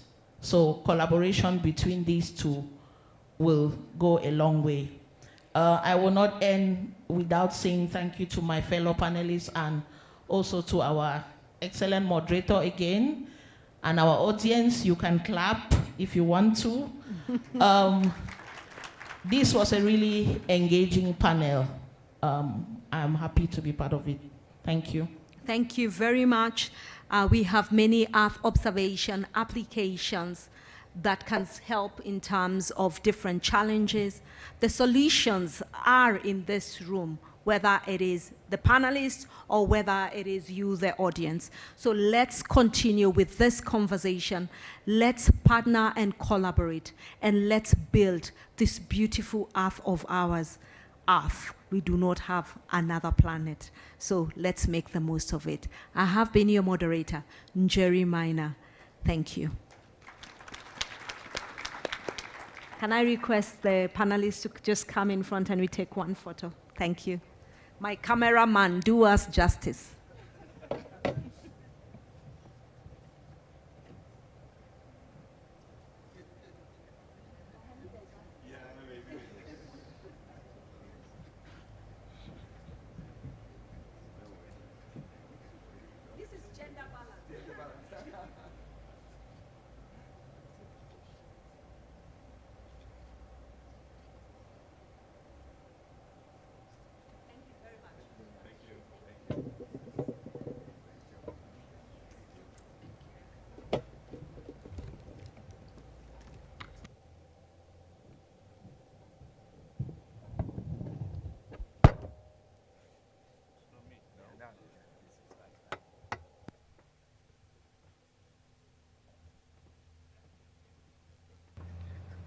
A round of applause once again to our moderator and our excellent panelists. We apologize for being late. We're supposed to be breaking for coffee break. Allow me to bring the following announcements. After the coffee break, we'll be proceeding to the different breakout sessions. That is for biodiversity and blue economy, innovations and data, disaster risk reduction, and a training by Digital Earth Africa. You're kindly requested to go to the program. It's available on the WebEx events so that you can be able to identify the specific locations for those different breakout sessions. We're supposed to have a coffee break for 30 minutes. You're kindly requested that you can have it for 20 minutes for today because we're strained with time. Kindly. Thank you. Enjoy your coffee break.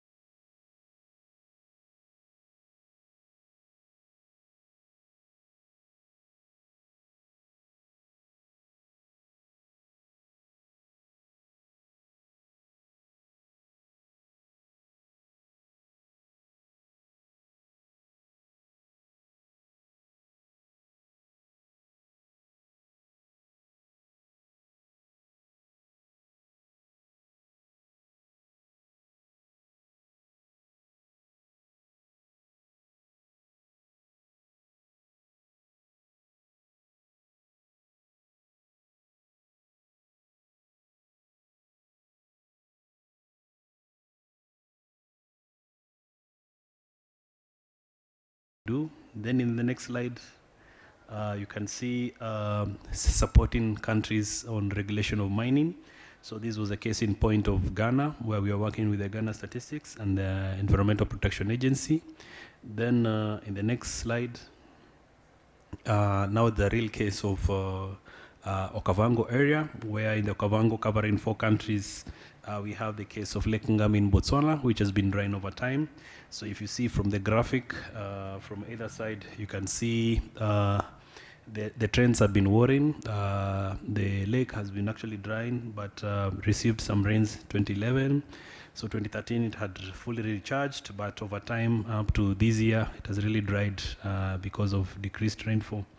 And you can see how that one affects the communities and the wildlife. The next slide now you can see an example of supporting country level statistics.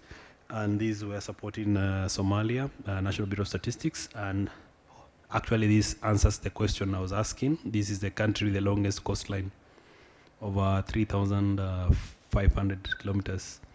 Then in the next slide, you can see an example of how our work has been used to create a coastal risk vulnerability atlas. This is the case of South Africa, where it was we have a lot of floods, especially in the KwaZulu-Natal every year, and these we are able to see some insights using the Digital South Africa coastline data. Then in the next slide, you can see an opportunity to where we have a dashboard developed by Esri. Esri is an industry leader, as you can see even from the exhibition. They're giving tools which are very useful, and here they have used the data sets from Digital South Africa to create a continental dashboard covering of the coastlines covering Africa. So on this one, you can click on a country level and see how much has changed over time in terms of the coastline. And to answer you, the question is that the coastline data covers 38 countries in Africa out of the 55. So as you go to the next slide, this is an opportunity, especially for the young people that we work with in terms of diversity and inclusion. We have a lot of engagements with the youth mappers and also Africa Women in GIS, where we are supporting them in their technical challenges. And also we had an opportunity with the youth mappers, and we had 4 winners from Makerere in Uganda. We had the Malawi University of Science and Technology, and then we also had Sierra Leone, and also we had Tanzania. Then on the Africa Women in GIS, we had a person from Nigeria and the other one from South Africa. And there in the middle is just getting an award for some of the work the youth have done at the Geo Symposium. Then in the next slide, you can see Africa Women in GIS. It's a virtual organization where we support them, and they are reaching out to more members, or they're looking actually for mentors and mentees. So it's an opportunity for us to see how to support such groups. And every year they have, like this year, we are looking for mentors, and I think from the next month we'll have shortlisted mentors. Then we start an online program in terms of training. And the good thing with this organization, it's a challenge to work with, is because they challenge you in terms of the ideas. So they give you the issue of language diversity in terms of English and French for Francophone, but also they also gave us another opportunity of Arabic for North Africa. And of course, there's the other challenge of Portuguese with Angola, Mozambique, and Sao Principe. Or did you know of any Portuguese-speaking countries in Africa? Yeah, whenever we talk about Digital South Africa, it really gives you the, opens those opportunities. And even now they were telling me we should do something in Swahili for such a session in Digital South Africa. And I know Cornelius will be a volunteer. Thank you. So in the next slide now, we can see some of the engagements with the youth mappers. And now here, more specifically, we had a youth mappers summit early this year. And we had different universities involved, including RCTI also here. So very nice. The young people are the ones who are taking these programs far. Then in the next slide, it's just ways of how we can access this Digital South Africa program. We have a map user interface. We also have the sandbox, which is for those people who are doing some small Python programming, but not so much. We have notebooks which are pre-arranged for you. Then you can access our data sets in your other GIS software. Some of you are using Esri or QGIS. And in case you are using an Esri rack, you should change your ways because now things are catching up with us because of internet connection. Then in the next slide, you'll see ways how you can access some of our data inside Esri GeoPortal. This is a powerful portal where it is inspiring communities in Africa. We also have Rcmrd data and other platforms. Then in the next slide, you'll see other ways of accessing data, including the web map services. Some of you maybe are doing developers. You can connect some of these data sets. Then in the next slide, you'll see just ways of accessing the Digital Africa map, quite a powerful program. Then in the next slide, you'll see how to access the Sandbox, which is a Jupyter Notebook hub, cloud-based. Then in the next slide, now you'll see just a small overview of how you can access the platform with free registration of an email, which is very nice. And then in the next one, you'll see some of the libraries on how to sign up, easy sign up, and we provide you with technical support where you're stuck. Then in the next slide, you'll see if you can click on the video. It just tell you how to access the Digital Africa website.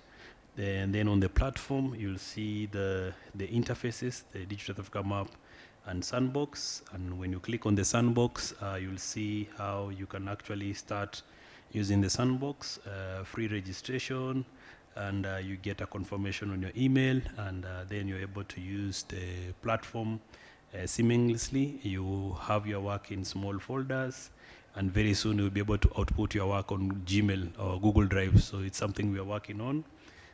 There are many notebooks, and also for those notebooks that you don't have, we can actually collaborate and co-develop other notebooks. So this is also means that we are looking at fit for purpose opportunities, looking at the Center of Excellence, looking at other programs which are doing work on land degradation. So we are trying to move with the trends. So then in the next slide, you'll see the next slide. So this an overview of the Sandbox. It's the various areas looking at what extent, crop phenology, etc., etc. Then now in the next slide, I'll show you an overview of some of the tutorials we develop every week in English and French.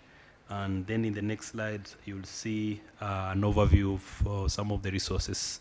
So in agriculture, you'll be interested in knowing crop phenology, crop health, and looking at different seasons. We could have seasons that you have cloud cover, so you can use Sentinel-1 image.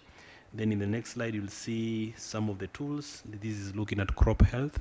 You can look at a small area. This is an example of an irrigation area in Mwea, where they do rice farming. Then in the next slide, you'll see just a short video, which if you can play, you can see just an overview of how you can click and go to the Sandbox and go to this particular notebook. And this notebook is on measuring crop health. It gives you an opportunity to put the coordinates of the area and the time using Sentinel-2 at 10 meters. Then you can digitize small plots to see the phenology of that area. So this was an example of a friend of mine in Sierra Leone from Youth Mappers. They're looking at rice farming, and they're looking at 2 seasons where they have 2 varieties of rice. So you can actually see different times, different phenology, and they are planning to use some of this knowledge to educate farmers in their region.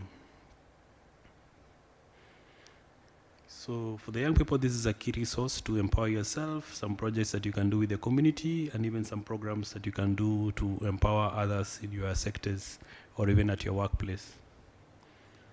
So you can have as many plots as possible, many options to look at what is happening.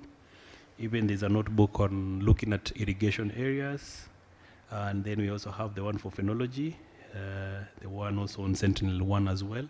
So we have different notebooks, and we have the learning resources in English and French, where you receive a free certificate. So many a days you want to empower yourself, this is a good resource for you to look at different courses.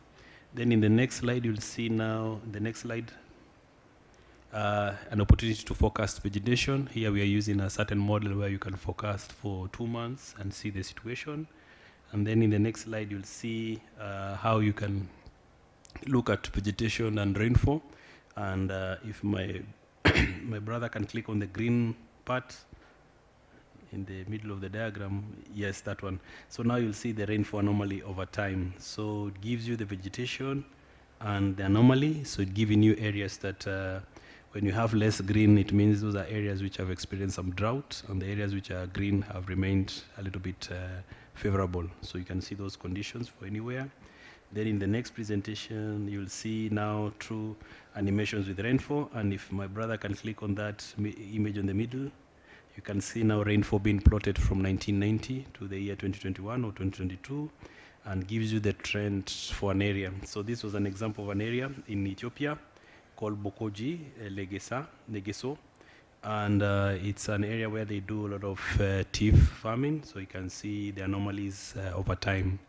So then when you do the next slide, you'll see resources on vegetation monitoring, and we have vegetation anomalies, and also we have vegetation change detection. And in the next slide, you'll see here using Sentinel-2, we can look at the vegetation condition in optical, Sentinel-2, and versus the vegetation index in radar, Sentinel-1. So you can see the comparison. Then in the next slide, you can see vegetation anomalies for country level. So uses initially it was using Landsat 8 and 9, but now we can even add Sentinel-2. And this is an example of a country, Sierra Leone, where we're looking at different phenologies, different months. Then in the next slide, you'll see burnt area mapping using Sentinel-2. And maybe a question for us is that some of the countries experience fires is because of the changes of the weather. So when we have extreme, like January or extreme summers, we could have these conditions. So this was an example of somewhere in Ghana. Then in the next slide, you'll see an example of forest fire which affected Table Mountain in Cape Town, South Africa, and we were able to track the season in summer, so giving us an idea how and the areas which are likely to be affected. Then in the next slide, you'll see how we can use the fractional cover from Landsat data to give information on environmental monitoring, and gives you highlights of land degradation areas. Then in the next slide, we have resources on water, water resources, even flood risk assessment. And in the next slide, you'll see an example of water extent for some of the large water bodies. One of them is Lake Chad, the other one in the middle, Lake Tanganyika, and the other one in Lake Baringo. You can see changes over time. So water observation uses Landsat data. Then in the next slide, you can see some of the rising drying lakes, actually, Lake Chad being one of them. In Kenya, you can read Lake Kanyaboli, you can see. Then in Malawi, you have Lake Chilwa. Then if my colleague can click on that, that one. Now that's an example of Lake Sulunga in Tanzania. So we engaged with someone at Tanzania National Bureau of Statistics, and they were able to show us that this lake has experiencing drought, and they've been having challenges in educating the community and how to survive. And also there's occasional floods, as you can see. So the community have to be given a buffer distance not to stay very close because of the effects of drought and floods. So this is just an way of how we can communicate with the policy makers and as well as the community. And the community in Tanzania is very strong, like the youth mappers. Then in the next slide, you can see an example of Lake Baringo. You can see the trends over time. Then there's another small lake called Lake Olobulusalat, which has been changing over time, and you can see its extent to its current extent the previous years. Then in the next slide, you can see just an example of some of the water resources, just as an example. The first one in Angola, and the other one in Lesotho, and the other one in the south, you see Lake Abichata in Ethiopia. Then on the far right down there is Entosha Pans in Namibia. Just trying to represent all the stakeholders in the room. In case I missed your country, I'll add it, especially for Uganda, to be very diplomatically correct. In the next slide now, it's an example of South Africa, where we're able to show some highlights on some of the drying dams. And we saw this trend was around 2016, 2017. And then I happened to travel around this area, and I was speaking to someone in one of those villages, and they told me they don't know why the dam was drying. They thought maybe someone was blocking some streams, and we told them this is an effect of climate change, and actually at the same time, this dam had to be opened to feed some other dams in the Western Cape. But over time, it has been able to recharge based on the changing climate and rains. Actually, even now as we speak, this year they had floods in Cape Town. So the trend is worrying with climate change. Once you have drought, then you have a winter which is very wet. Then in the next slide, you'll see an example here in Kenya where we're showing some impacts of floods this year. And using Sentinel-1, you can see some of the trends. And the one on the right, you can see some areas in red, areas which were impacted by floods. So just an example of how you can use free data from Sentinel-1, the European Space Agency. Then in the next slide, you'll see the same Masinga Dam, but now you can see the trends using the water body service.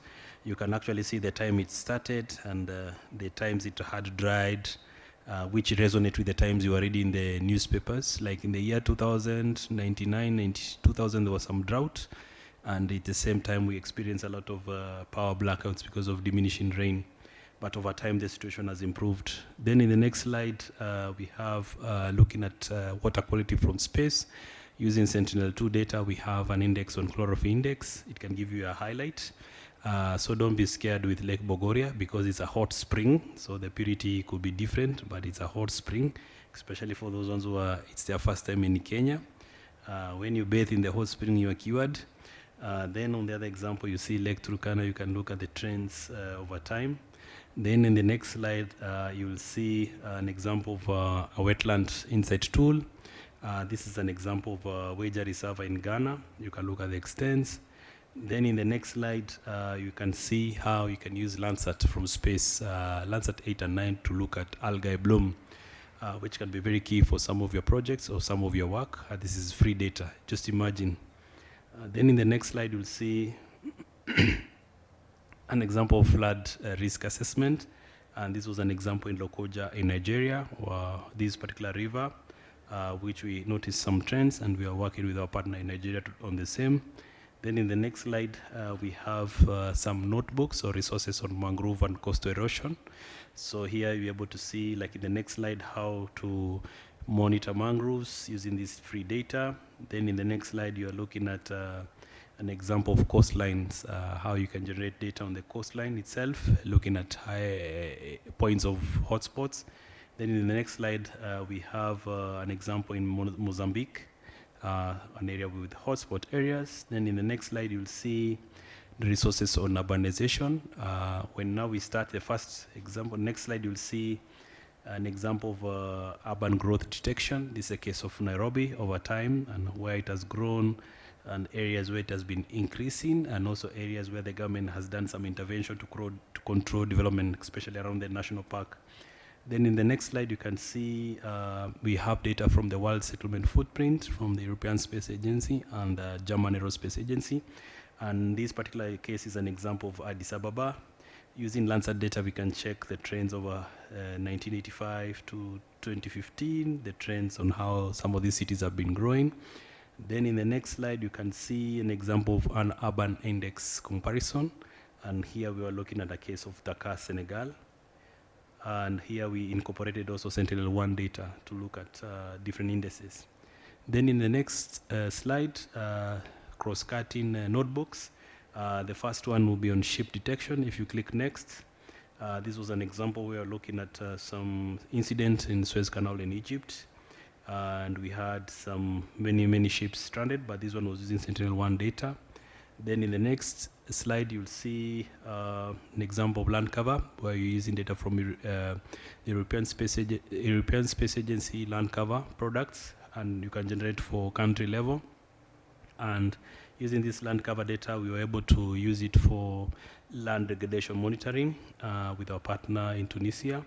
And in the next slide, you'll see now more resources on land degradation, where, as Julius introduced, we work with partners across the continent, and We also developed a learning module on the same. This learning module covers land cover, forest monitoring, as well as a change in vegetation. This is a very key resource when you look at country level, and these are just an example of Burkina Faso, looking at the trends. Then in the next slide, you'll see some of the courses that we have, which are free and self-paced, and some of you have registered for the courses. Some of you are already champions. And in the next slide, you'll see more resources on the training resource, from the introduction to more specific thematic areas. We have agriculture, we have urbanization, have coastlines and water resources. And in the next slide now, you'll see more opportunities for us to collaborate with you.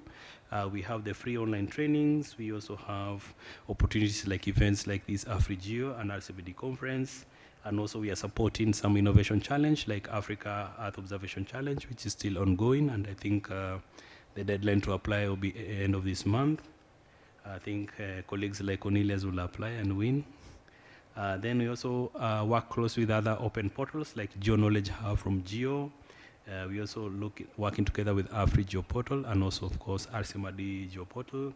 Then in the next slide, now you'll see some of the moments we captured, key moments in this workshop, which has been very much as a success, especially the interest in these programs. And now in the next slide now, you'll see some of the resources, like the live sessions we have in English and French.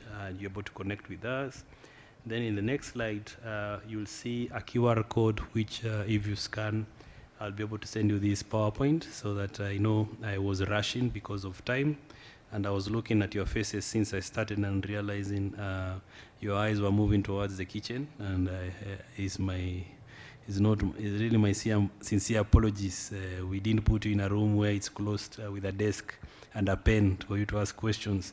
But I wish to pause there and ask if there's any intervention in terms of a question, as we leave the QR code there for you to scan and for you to provide feedback and receive the PowerPoint. And also we have an exhibition booth.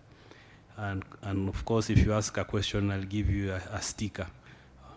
Thank you so much, participants, delegates. Thank you. Question, comment? Julius, over to you, sir. Any questions? We did appreciate him well. Let's clap. Let's clap for him. So basically, that was a showcase of some of the products that we are offering in the digital under Digital Earth Africa program, and you have seen the application areas. We have also learned that there is a training program, and there is a sandbox where you can access the data sets, and you can also access the analysis tools.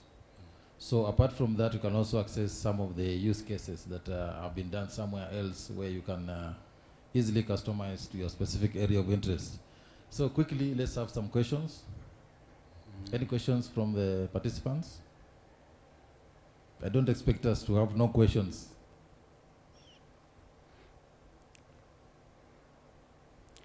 You look like you have a question. Or a comment, not a difficult question.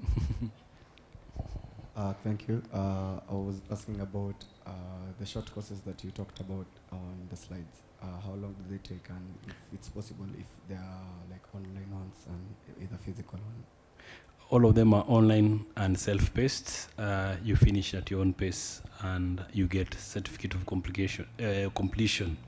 So the good thing is this is a technology that you can finish based on your interaction with the platform, and also in the universities, we've been talking with your lecturers for you to add these courses on resources for your CV, or even to empower you with your projects.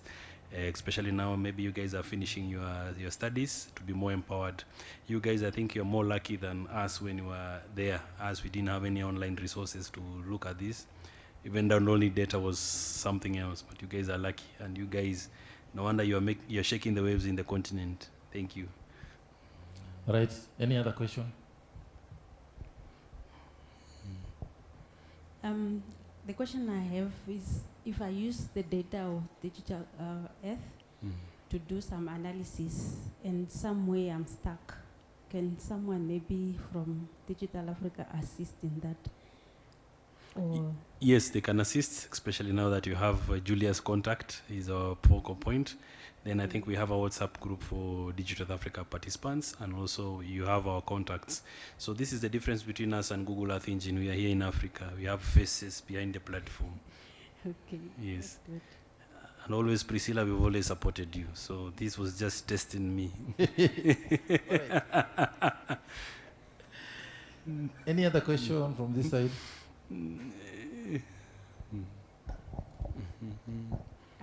Hello everyone. First of all, it's to commend Kenneth. I follow him on LinkedIn. He does a good job. Thank you. My question is for the list of projects that we've seen covering rural areas.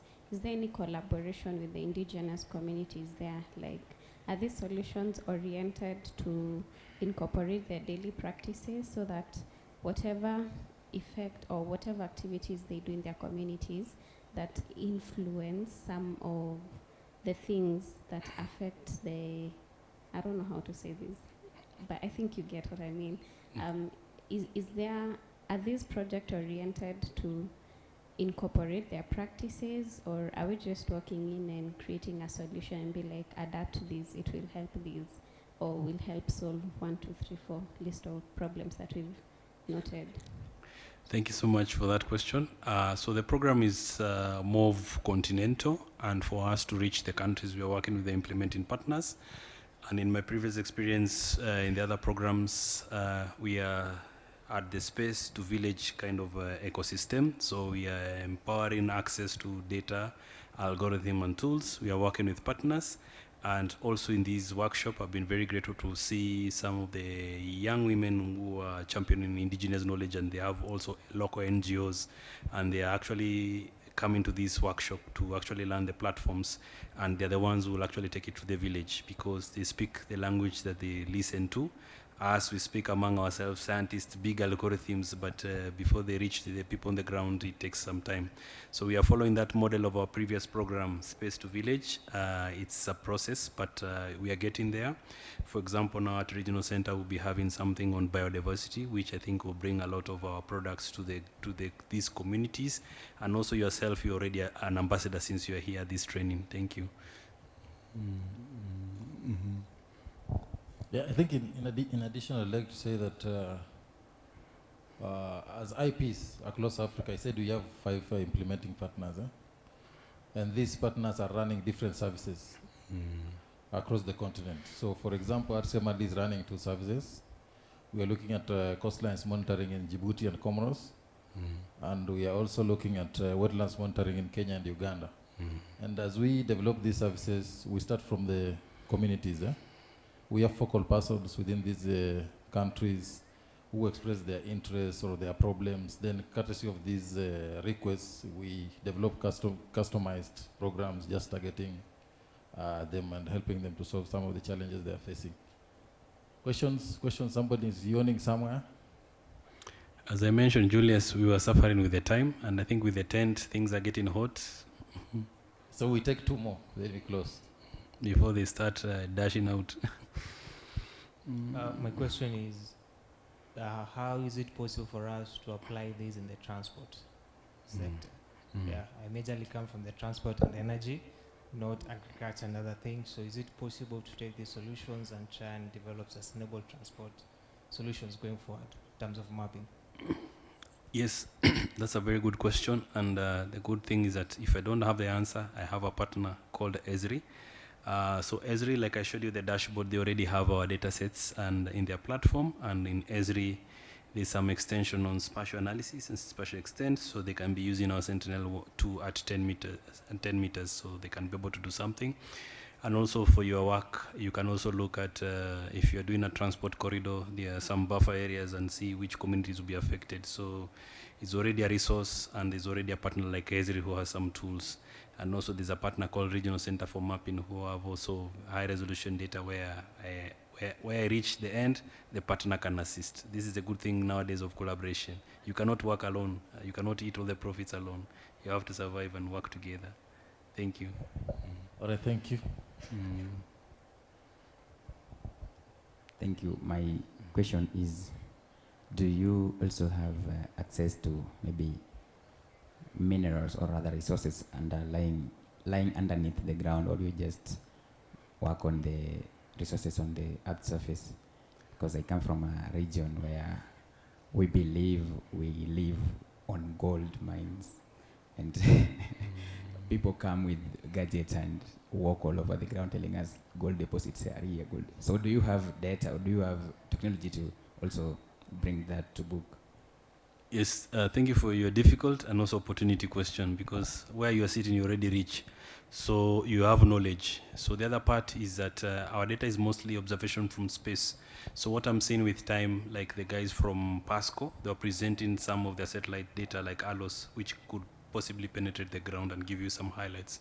So where I'm limited, my partner can continue, but also this information you should be very careful, because then if you have gold in your land, they say the government will take if it's more than 10 feet, because you from Kenya, you know the geology laws, Malawi, in Malawi. It's from Migori. Oh yes, you're still in Kenya, so you know some laws about if anything is beyond certain meters, it's not yours. But this is still knowledge. It's good to have knowledge and use it at the right time. But SAR data, these optical is limited, but SAR data is possible to penetrate. And also there's some science, like with PASCO colleagues, they can assist us. Thank you. One final one.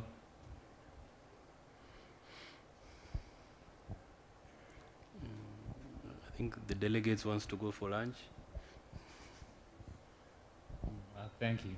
So, you mentioned innovation, and I love things that involve innovation. So, my question is it a competition, or is it training on innovation? Because I have some ideas, maybe I'd like to share with the world. Yes, so thank you very much. I mentioned about innovation. It's an open platform. So I mentioned about something called Africa Earth Observation Challenge. Maybe you can note. It's already an ongoing innovation challenge, which maybe the end of the call will be end of the month. Africa Earth Observation Challenge. Earth Observation Challenge. It's a program run by our partners in South Africa, but it's for the whole Africa. And they'll be having something at the Kenya Innovation Week in November. So if you apply, you'll be one of the winners. And then we also have other programs like the Youth Mappers. They have other technical challenges. Then, of course, the person you've given the microphone is also working at the regional center. They have some innovation challenges with the youth. So you should be accountable for some opportunities since he's the host of this program. All right, thank you. At Rcmrd, we have the MAP competition, where we try to nurture innovation in terms of making sure that we are bringing our students, our pupils. We start all the way from nursery school all the way to university, just trying to nurture innovation in terms of using Earth observation data, using skills to draw maps, using data sets that other institutions have collected in terms of helping us create solutions to different problems that we are facing. So there is a wide range of application areas where you can easily tap in terms of innovation. So thank you very much, ladies and gentlemen. Let us appreciate Ken for the good presentation on Digital Earth Africa. Then let us appreciate ourselves for the patience. Wishing you, I think this will come. This is the end of the session. I'd like to wish you a good afternoon. I don't know if it's lunchtime, Vincent. So basically, thank you very much for attending this session, and we anticipate that you are going to take up the services that we are providing on the platform.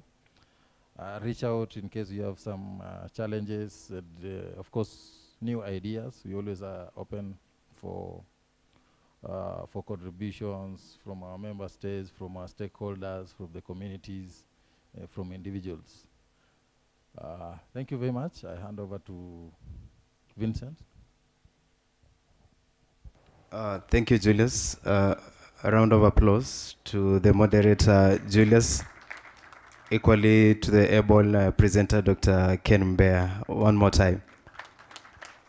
At this point, I'll be able to bring up two key announcements. One, our lunch begins at 1 p.m.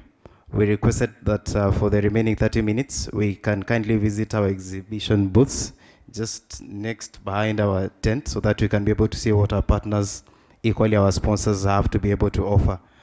2, we'll be able to resume at this main tent at 2 p.m. so that we can be able to prepare for the closing ceremony that begins at 2:30 p.m. Thank you. Enjoy your lunch. Bon appetit.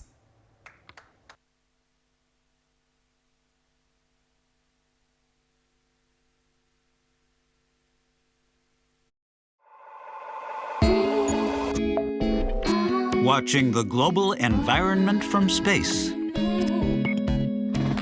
Monitoring world disasters from space.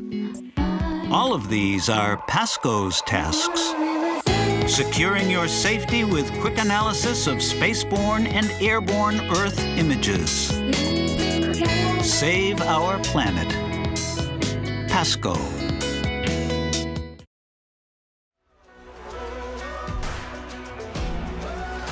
Watching the global environment from space. Monitoring world disasters from space.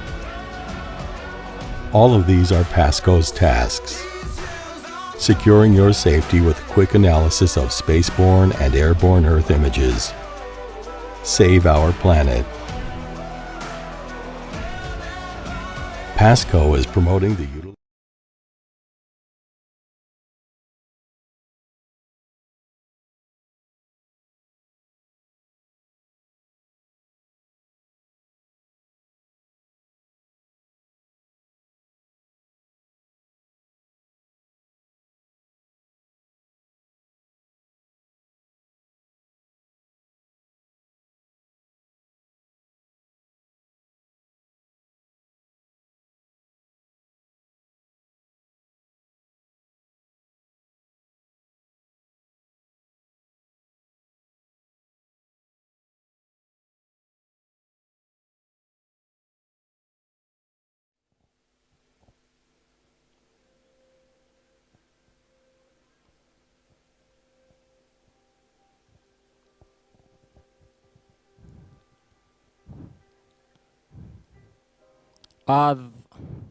Our motherland, sweet Kahani, so much more it gives worth more than money.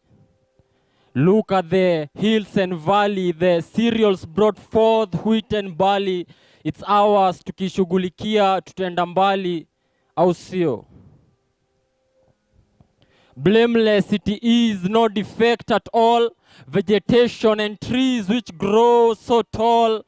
Our land this is, let's handle it with ease, so that in the future we may feast. We have a savanna to embrace, which we have it by grace. Our land we stand for you, from the Creator we own you. Its purpose to give us our needs as a blessing to us that we may feast. Look at the stars, moon and the sun, shining on their own beautiful time, causing rejoicing in our own lifetime. Magnificent. Earth, our homeland so vast, it's ours to manage and hold fast, to keep it leo kuliko jana na the past, juu if we lose it we gon' be worse. Let's benefit from it and vice versa at last for our enjoyment. Earth, our home, fully packed with resources, waiting to be explored, needing rain forces. From gold, silver to endless treasures, which if handled correctly and with measures, will benefit so much, hence pleasures. Let's flee from hate, greed and malice, the need to satisfy self, then give after satisfying your abyss, causing wars, fights and no peace. It's ours, if utilized, can benefit socially, indeed. You know, let's save our resources from gummed hands, the selfish wenye daily wana demand, hawaizi rest kama hawajagraba land. Tunawajua they don't care about you and me. Tushawajua but daily wao disagree. It's the high time kusimama wima and impose a decree to get them off, and away they flee. Absurd it. Our home, si tusipochunga tutamalizia kukudunga, alafu tutajifunga from all the abundance. So tunafaa kuchunga, to treat you with care if we really do care, to list you on top of our affair, to make you produce and not to leave you bare. For you are earth, our beautiful home. We love our Creator for blessing us with the land. God is life, ndo sisi tumeland. From the old to the young, wamama na wababa, to stand strong, to love each other, to get along, ndo life ya si ikwe so long. Give and give and give, na uta receive, juu ni much, na ni most, na ni ya kila mse. You see, oneness ndio key to greatness, na Lord ndio source wa endless. Let's not fight and murder for greed. Love is the right seed that human need. Resource to all as per the source say. Justice, mercy, honesty being the way. You know, let truth and integrity flow. The seed planted to grow. Brighter light to glow. So much love to fall. One nation, one people. In the psyche we all equal. Let it run smooth and in sequel. Let's embark on gratitude. One heart in the multitude. We all in, we don't exclude. For this is earth, our beautiful home. Thank you so much. Thank you so much. Thank you so much.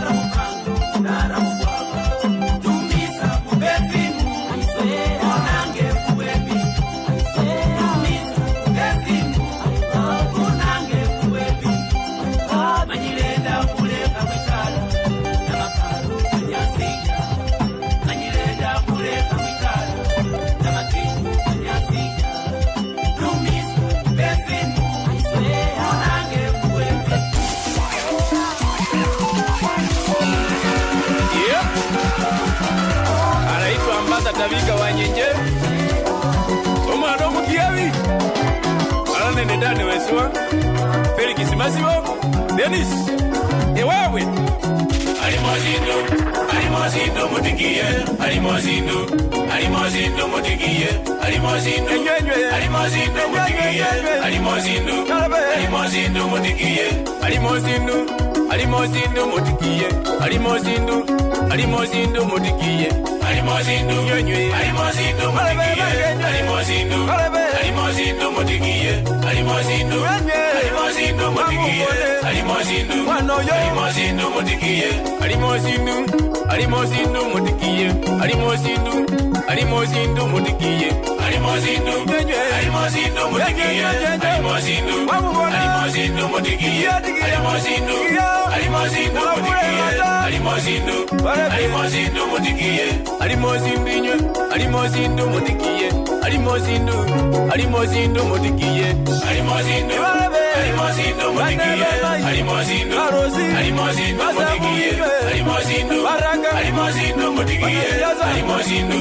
Alimosindo Mutikie, Mutikia Muhamure Hata. Yeah, Alimosindo, Omana Yino, Alimosindo Inye, Omana Wenye, Alimosindo, Mwana Wanyenje Sekendamba Borera, Omukia Sekendamba Borera, Omami Yino, Alimosindo, Mabone Nibiari Hora, Arela Maendeleo, Chibarabara Mwajibone, Onabajuvera, Kombevera Bandu Chinju, Wangora Gambe Chibona, Warera Sitima, Ayeta Basomi, Wayeta Bosomi, Vana Befwenywe, Wayeta Bamaine Basa Hurunywe, Alimosindo Inywe, Pekini Kongari, Wajivere Bona, Ali Wayeta Bakari, Namurewa, Bafubi, Ababake Nyarata, Omwami Yino, Ali Wayeta, Oamagare, Omwami Yetanga, Oamagare, Badiki Yanga, Wana Wamayiwe, Bana Bamayi, Balinywe Bana Baba, Balinywe Bana Bamayi, Tikiya Wenyoyu, Tikiya Wenyoyino, Tikira Alimosindu Mayiwe, Alimosindu Nye, Wamure Hata, Omwami Yino, Mumwikoera Barebe, Mabone Kumoyo Kwewe, Kumorunga Kamabere, Mabone Nibiakora, Alimosindu Nye, Omwami Wewe Yino Nani, Alimosindu Hone, Nabura Yumundu Wijane Ndakapeki Ulinyanga, Mukila Wijane Likunya Kumakalurara, Bana Befwenywe, Mukamureka, Tikiyo Mundu Yuno, Tikiyo Mwamuyo Alimosindu, Bana Befwenywe, Mukamureka, Oyino Switi Wange Yino, Namubone Ngalinywe Alimosindu, Wekumoyo Kwange Kuno, Omwana Yinenywe Alimosindu,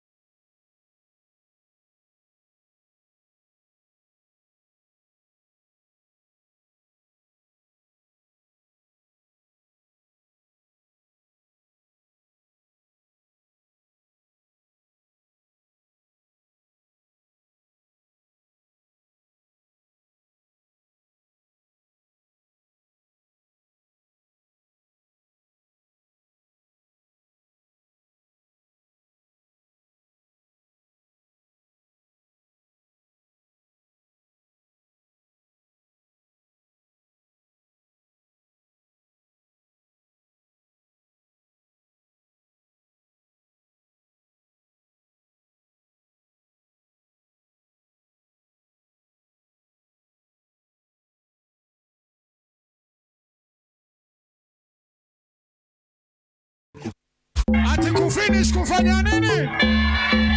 Kufinish kufanya nini?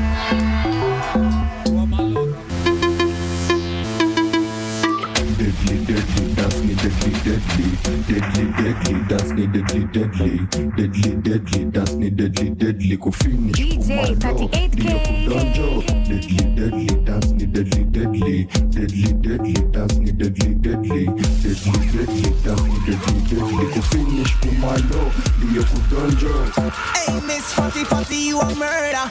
Millie love it the way you twist and a turn up. Hotter than lava, my girl, you a burn up. And I say, girl, you be never ever heard of. Hey, Miss Fatty Fatty, you a murder.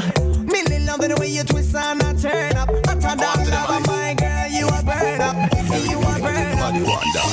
Mr. Wacky and the teacher, but I supposed to piece everybody in the street and do the gully creeper creeper.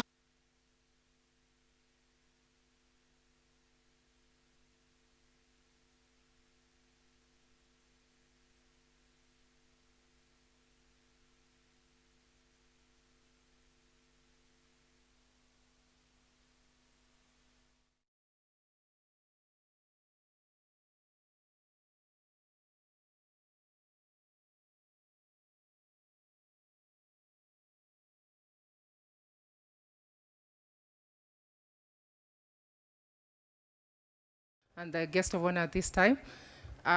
We're just going to have one more entertainment from our students, and then we shall commence. Thank you very much.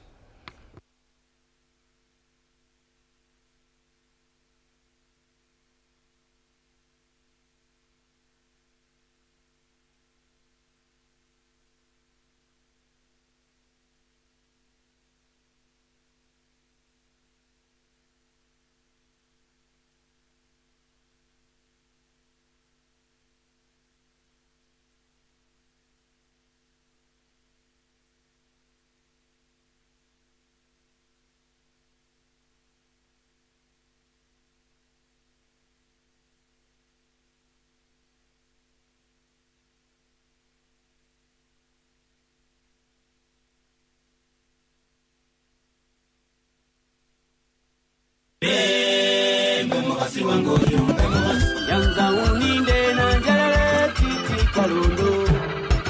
Yanza uninde na njalale titi kalundo.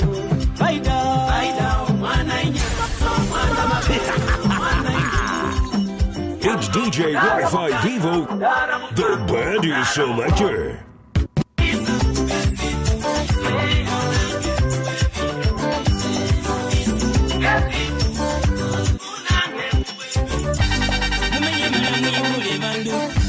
Mumenye munema ya wele. Mumenye mara mwibule banda. Mumenye mara musomye mama. Mukanga nule buza nule musumba nomba mukanga na wenanga uje. Zaina wo lujimiri hamwenye no. Lujimiri. Isulu wo lujimiri hamwenye no. Bana batatu sinjende abuse wakano kaba yenyulira abuse kira ino no tenda semeresya abuse andolire mwene walulano. It's DJ Wi-Fi Vivo, the band selector. Aganes chongo, aganes wehe, aganes indubutwa. Yanza welinde mama wechunge nenda bandu baba. Yanza welinde mama wechunge nenda bandu batama. Yanza uninde na njelele titi kalundo. Yanza uninde na njelele titi kalundo. Baida, baida, mwana inyanya, mwana mabere, mwana indumbu. Yanzo mudara mukata, mudara mupango, mudara mubwama. Numisa kubesimu, unange kuwebitu. Numisa kubesimu, unange kuwebitu. Manyilenda kuleka mwitala, na makaru kanyasinga. Manyilenda kuleka mwitala, na matengu kanyasinga. Numisa kubesimu, unange kuwebitu. Mama wanje wayanje msoro, papa wanje wayanje musinira. Nyamusala wayanje msoro, nyamufiti wayanje musinira. Yanzobe file, ulombo menyo. Yanzobe file,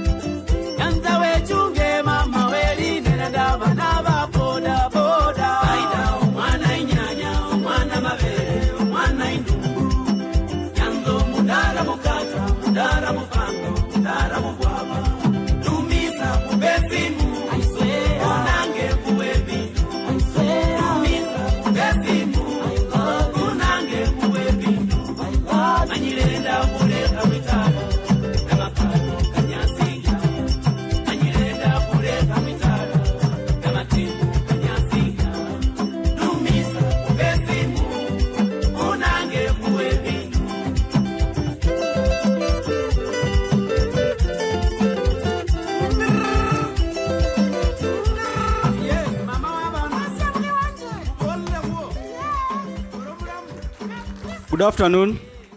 Yeah, I think that was a good dance, so can still clap for them. So thank you so much for your patience. We feel bad that we'll be going back. So thank you so much for your attendance. So I'll just make some few announcements. So first, before I start, there's a lost and found bag. So if you misplaced a bag yesterday during the cocktail, kindly get it from our place. So I think it was so good. So I'll start with the upcoming events. So we have 3 events that we are going to announce. So the first one is the National Space Conference 2024. It will be taking place in South Africa from 28th to 30th August this year. So that is 28th to 30th of August 2024. So if you can attend that conference, kindly consider that. And then we have protected and conserved areas data workshop from 30th September 2024 to 4th October 2024 here at Rcmrd Nairobi. So we shall be targeting stakeholders in biodiversity, forestry and seascapes, that is in brackets marine. So if you are in any of the 3 groups, you are kindly invited to attend our data training workshop from 30th to 4th October 2024 at Rcmrd. The third announcement is on Rcmrd map competition. So it's ongoing. The 2024 edition is ongoing. Deadline for registration will be 30th September 2024.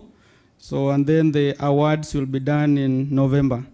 So if you are participating in that competition, kindly follow the updates. We'll be updating our website. So check the updates from there, and we'll be able to work on it very well. So it's my pleasure to welcome our MC, Madam Rose Waswa, to take over the next session. Thank you.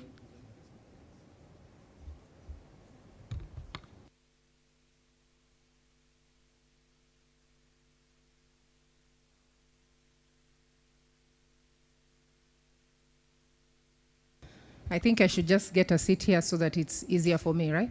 Because I keep coming back. Good afternoon once again. Thank you, Isaac, for those announcements.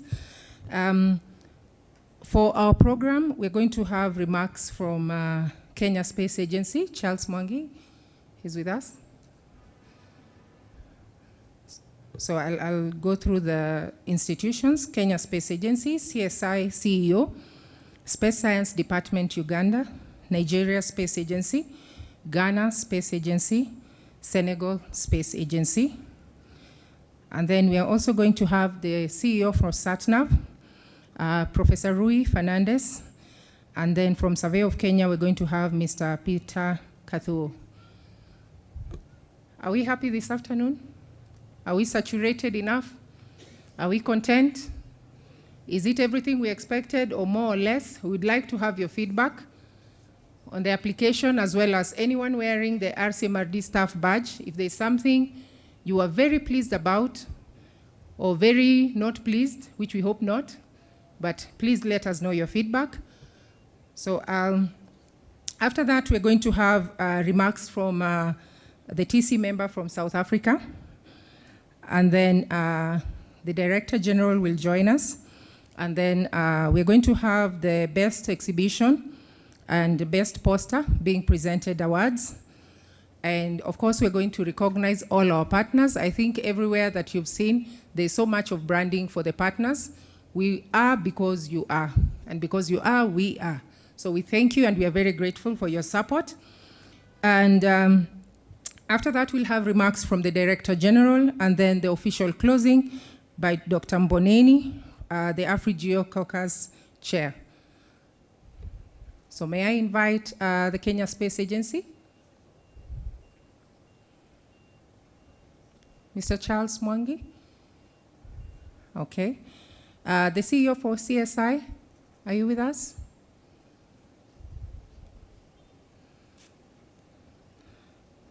Space Science Department for Uganda.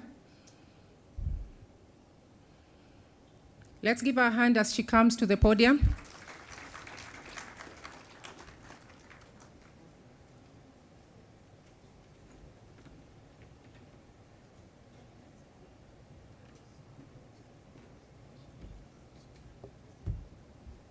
Good afternoon.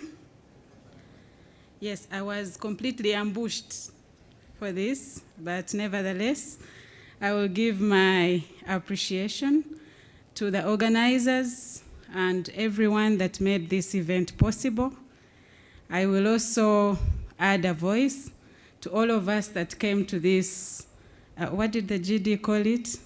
Geo Bonanza? All of us that came to this marketplace that gave us very many options, very many opportunities for collaboration, for data, and other uses, that we go back, think about them, decide how they fit into our strategies, and how we can best use them to enhance life on our continent. All the best. Thank you. I will send your greetings that I assume you've given me back to Uganda, the Pearl of Africa.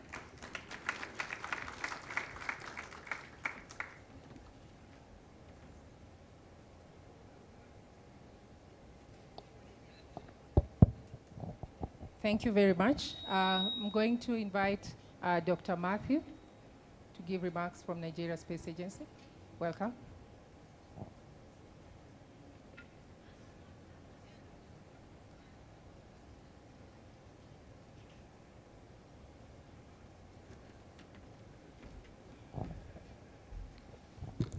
Good afternoon, everybody.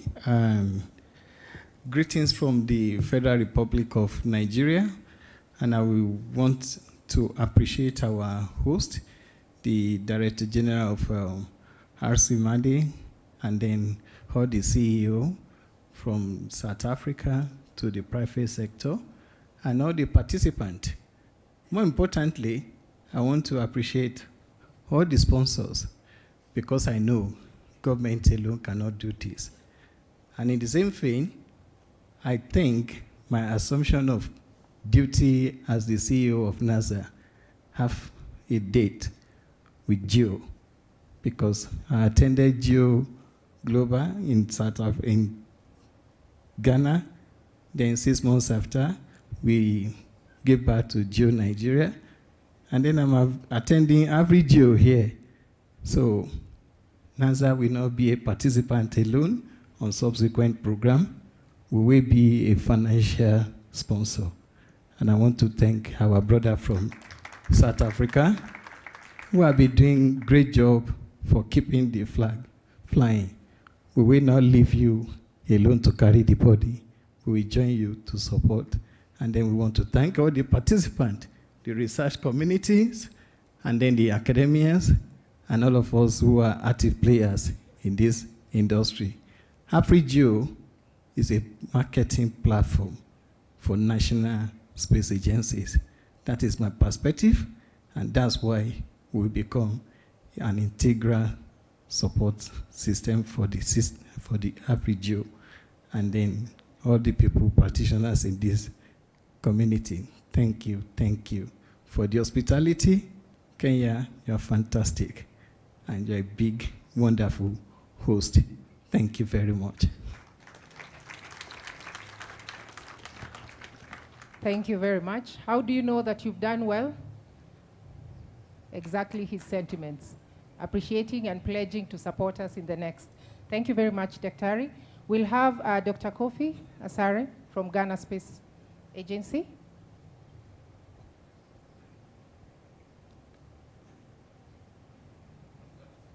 Yeah.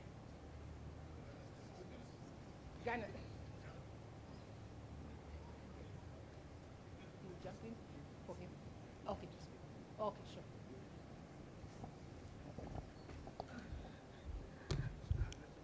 Hello, everyone. So first of all, I'm not Dr. Kofi Asare.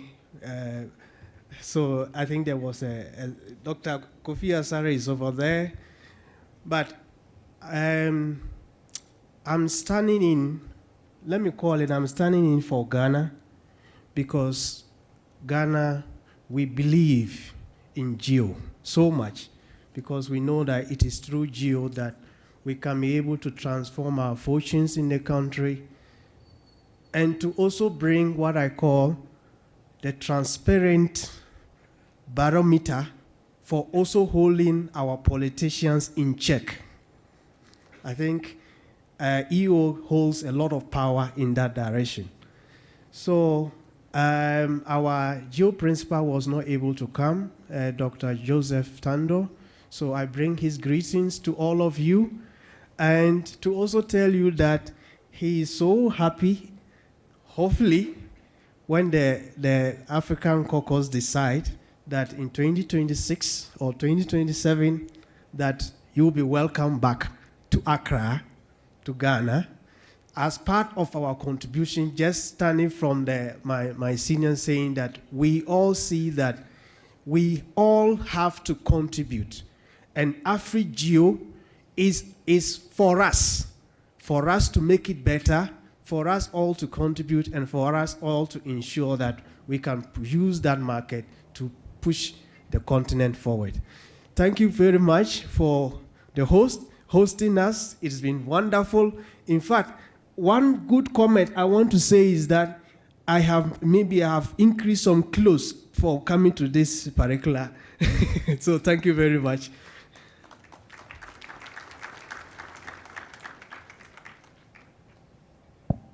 Swahili, we say asante, and karibu tena as welcome. I'm going to invite Charles Mwangi from the Kenya Space Agency to give his remarks.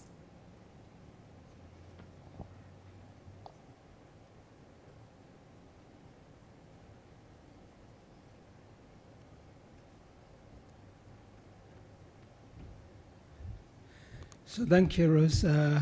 Good afternoon. Good afternoon again. It looks like the energy has gone down on the last day. We want again to thank you, distinguished guests who were able to grace this very important event. We want to thank Rcmrd, Dr. Nkurunziza, and the team for the good job that you've done for bringing us together. We hold the center in a special place, given the work that they have continued doing within the region. More importantly, in Kenya, I think we own the bigger share, given that the home is here. But we also want to see that going to the other countries. And the conversations that we've been having here has been really informative, also quite engaging, because it allows us as a region to be able to interact, see what each of our countries are doing, learn from each other, and also the infusion that you're getting from the other participants from the other countries that from the West that have been able to join us here. We also do not want to take it for granted.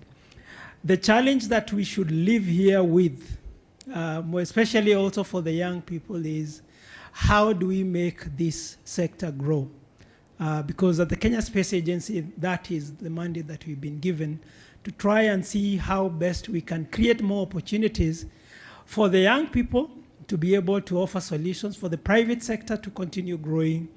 And the question that we also want to ask the government institutions is, how then do we deepen or enhance this market, and also use the data that we collect for decision support, for policy making, and to create impact. So again, we welcome you who have come from the other countries to spend a few more days here and also enjoy our hospitality. We have very good places that you could visit. And again, thank you, Rcmrd, for giving us this platform to share. Again, our apologies for our Director General, Brigadier Hilary Kipkosgei, who was not able to join us, but I represent him here, and he sent his greeting. And we look forward to continuing this discussion into the future. Thank you so much.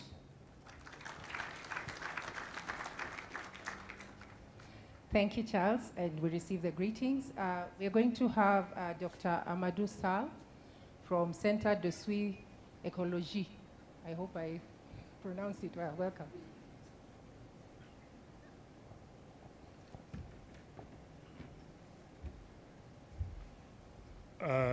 Good afternoon. I'm here as a geo-principal of Senegal. The Ministry of Environment of Senegal and the Foreign Minister appointed Centre de Suivi Écologique as a focal point in geo. And I'm here as a geo-principal of Senegal. But today I have the honor of delivering this speech on behalf of General Director of Centre de Suivi Écologique, Professor Cheikh Mbaw. Distinguished guests and fellow advocate of Earth observation, on behalf of the Minister of Environment of Senegal, it is my great honor to address you today. As we conclude this remarkable AIDS Afri-Geo Symposium, I stand before you filled with gratitude. Senegal is deeply honored to have been chosen as a host nation for the 9th Afri-Geo Symposium in 2025. This opportunity not only recognizes our nation's commitment to advance Earth observation technologies, but also reinforces the collaborative spirit that defines the Afri-Geo community. Looking ahead to 2025, we are thrilled to welcome you all to Dakar, the westernmost city of the African mainland. In Dakar, you will experience a unique blend of traditional Senegalese hospitality. We envision the 9th Afri-Geo Symposium as a catalyst for transformative discussion on Earth observation role in addressing climate change, enhancing food security, and promoting sustainable urban development.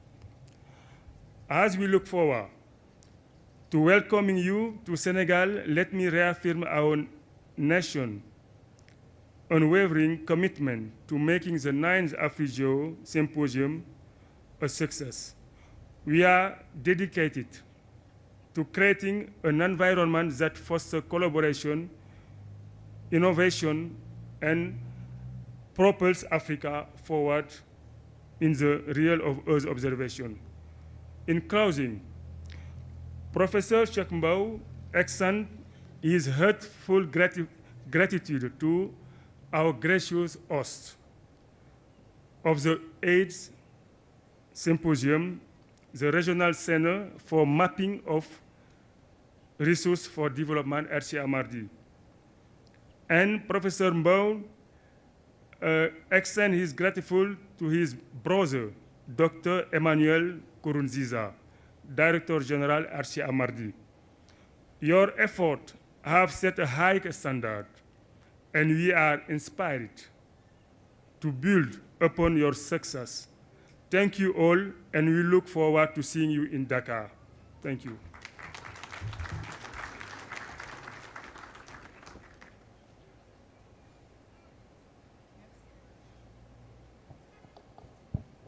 Merci beaucoup, Dr. Amadio. I'm going to invite Dr. Samo Diop from SatNav.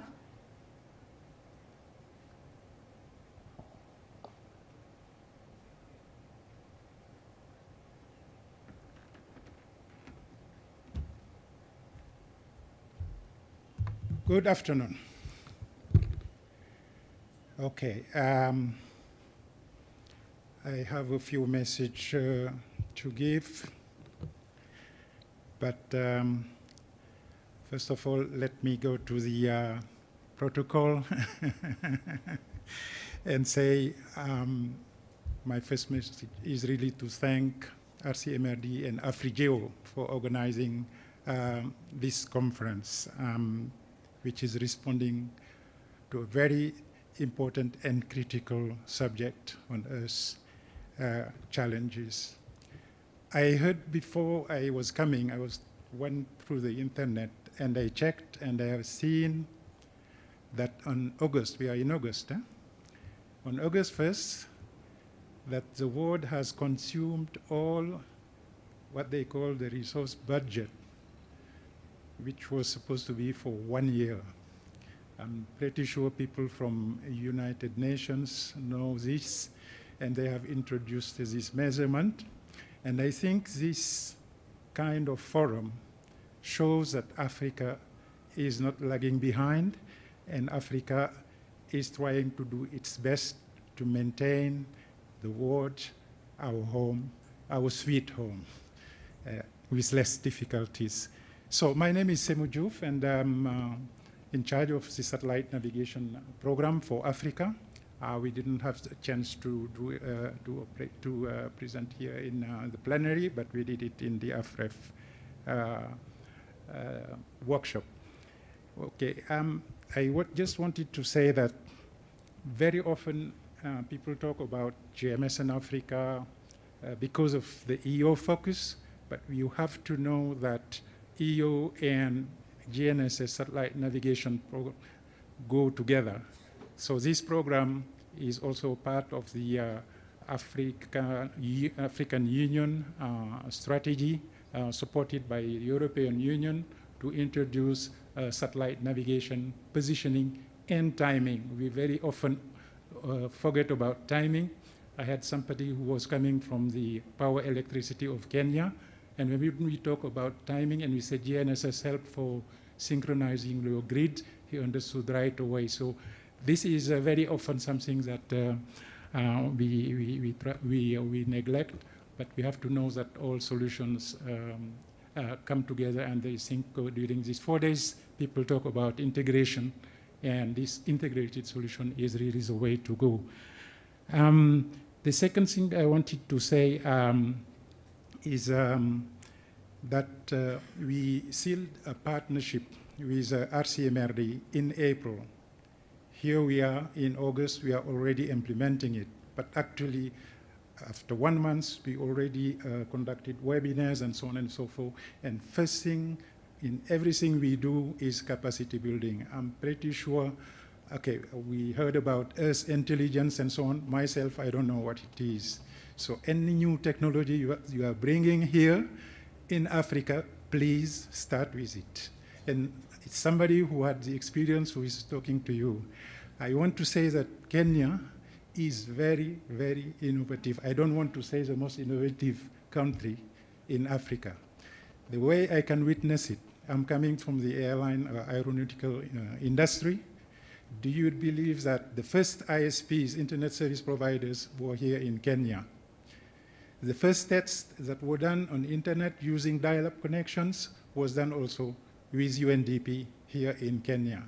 So I mean, the innovation is something that Africa is not reluctant to do, but we have to accompany innovation, all the technology changes in Africa. So this forum is, I think, the right forum to progress in that direction.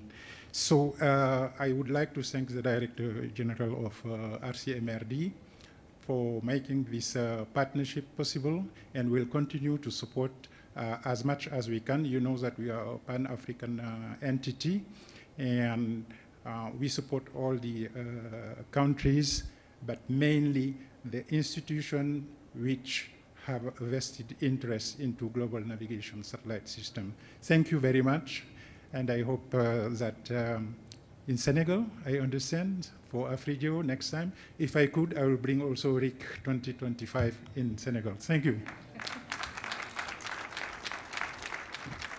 Thank you very much. I'd like to invite Professor Rui. Is he with? Rui Fernandez. Yeah.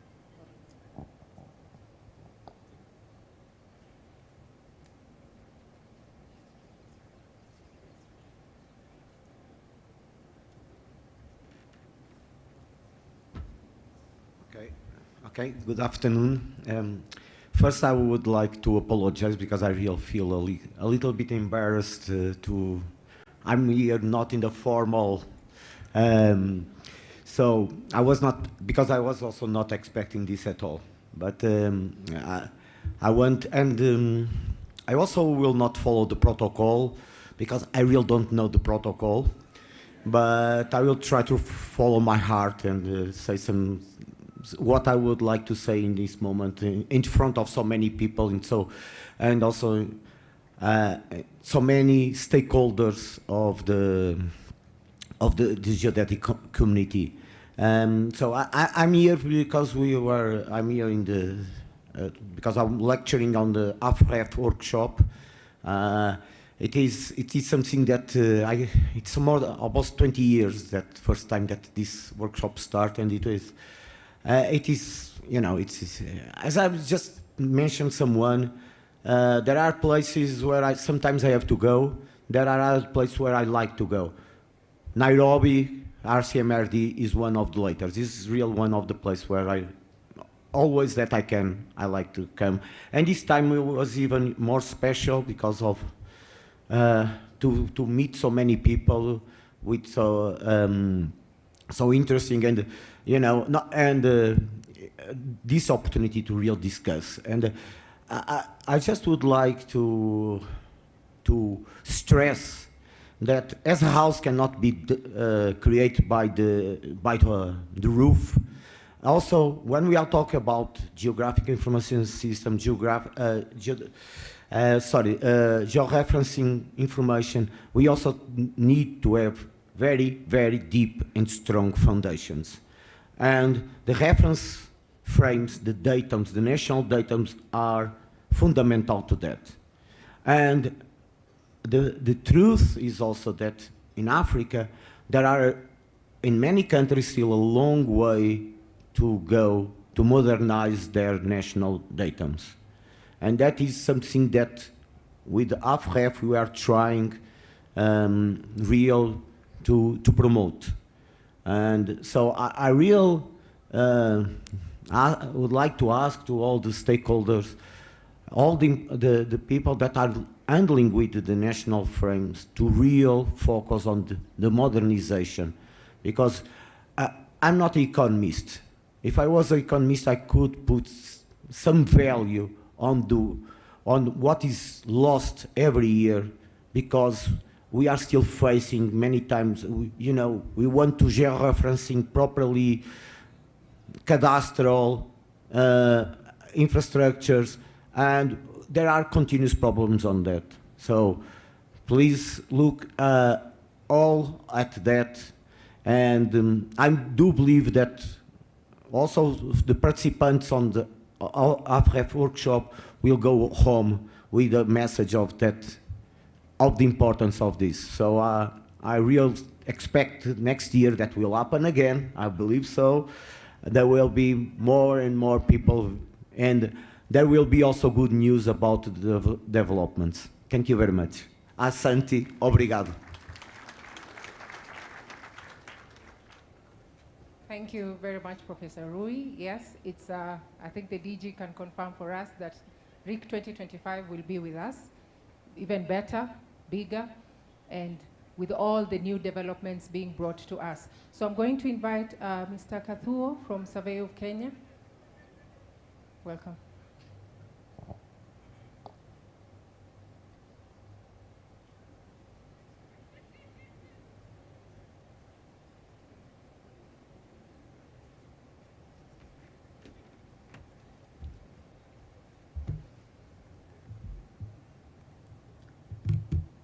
All protocols observed. Good afternoon.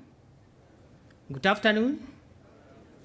Thank you. I'm delighted this moment because of what we have gone in different thematic groups in this regional center for mapping of resources conference, international conference.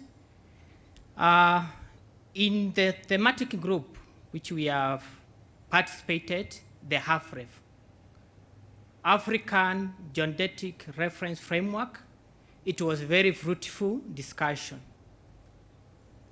In fact, we've been able to reactivate, re-energize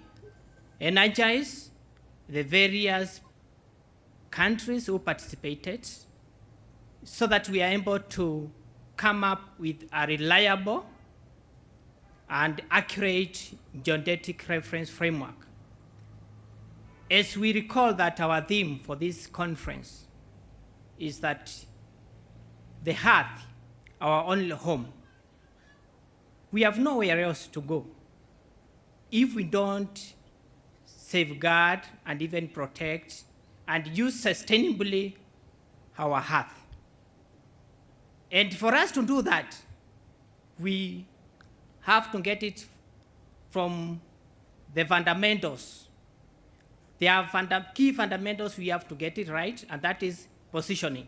And I think that is what Professor Louis was trying to communicate, that out of the conference, out of the discussion, we have a discussion on how we are going to reactivate and be able to come up with a reliable and also accurate geodetic reference framework for Africa and for our nationals. I think I want to appreciate the Regional Center for organizing for this, and we wish that it will continue. Of course, we've come up with some strategies or some way forward for that thematic group so that we are able to provide accurate data. I believe as much as we talk about sustainable utilization of our resources, we must get it right. We must get the right position at the right time. And that is why the reference framework forms a fundamental installation for any nation, for any continent.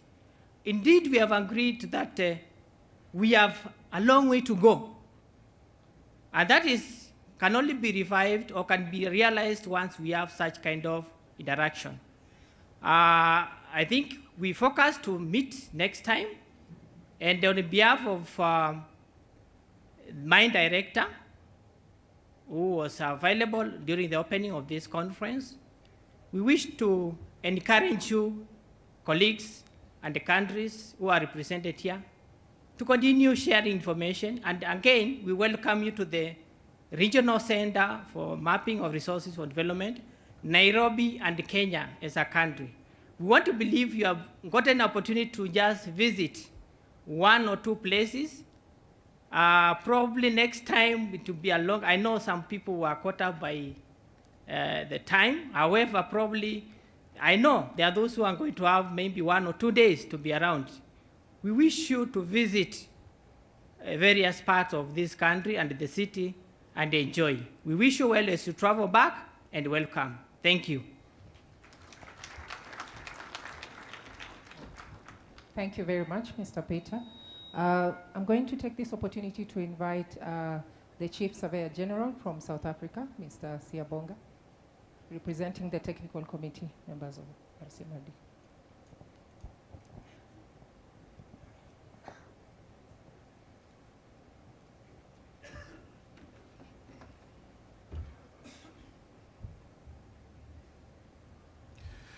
Good afternoon.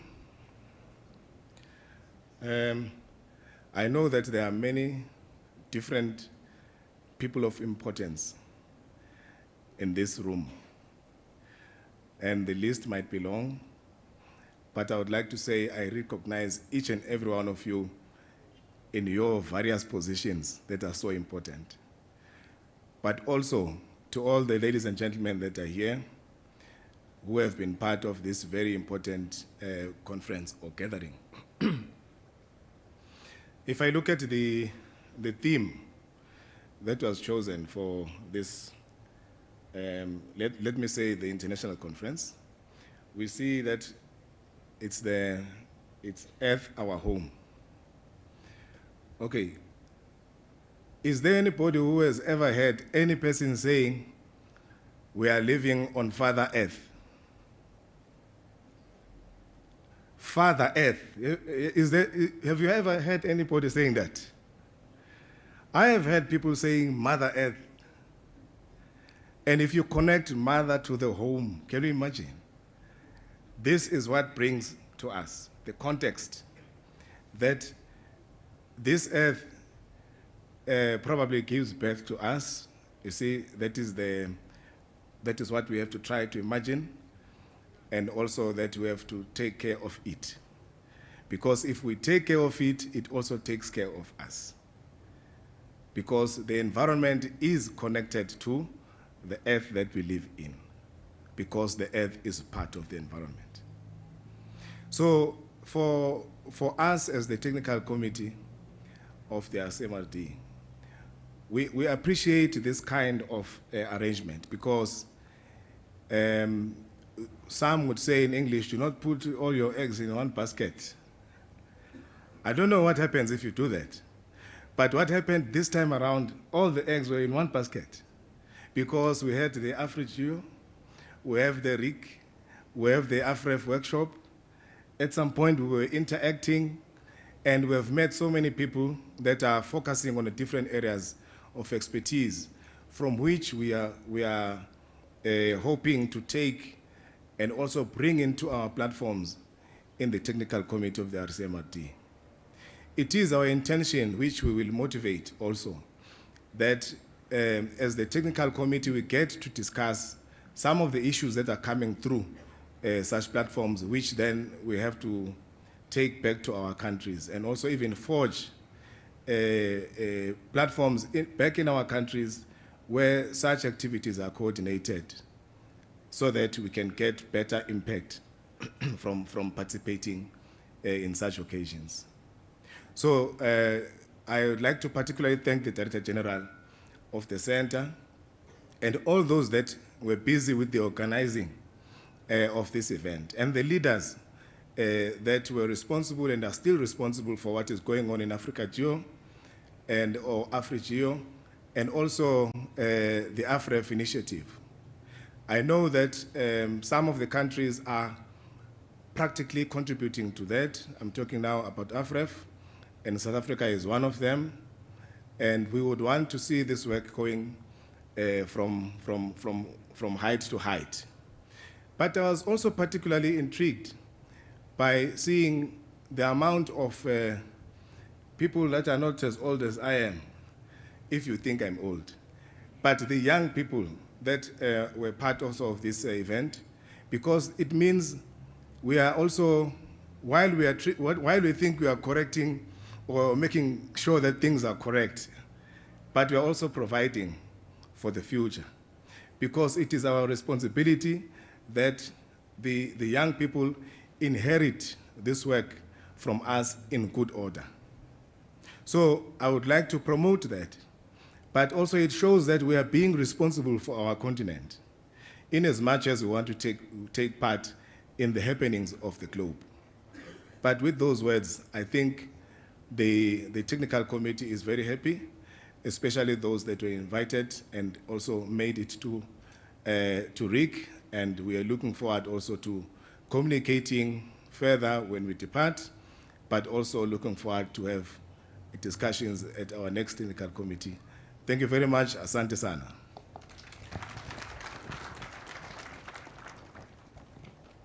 Thank you very much, sir. I'm going to invite all the way from Japan, Takano Azuma. Is he with us?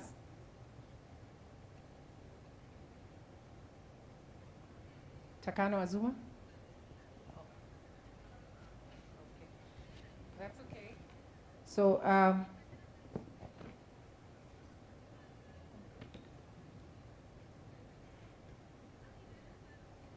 think we can give him a few seconds. He's coming in. I think that's Yamamoto, and he can represent Takano for the remarks. Oh, yeah, I've seen him. Sorry.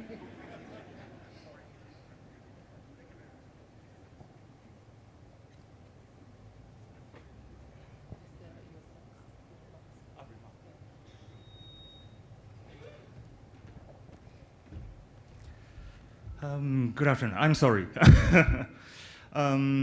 Thank you very much. It was a great pleasure to be in this Rcmrd RIC2024. We would like to give our greatest regards to Rcmrd for all the supports that they gave to us. In this 3 days,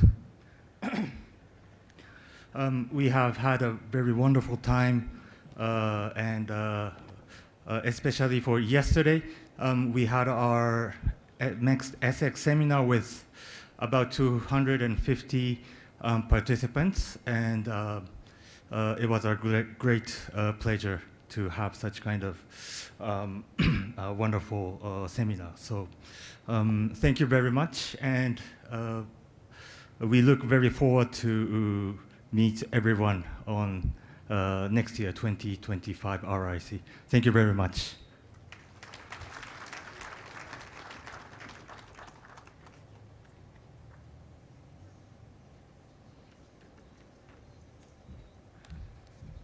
Thank you. Thank you very much. Can you hear me? Yeah, great. So let me take this opportunity to appreciate all the keynote speakers in all the sessions.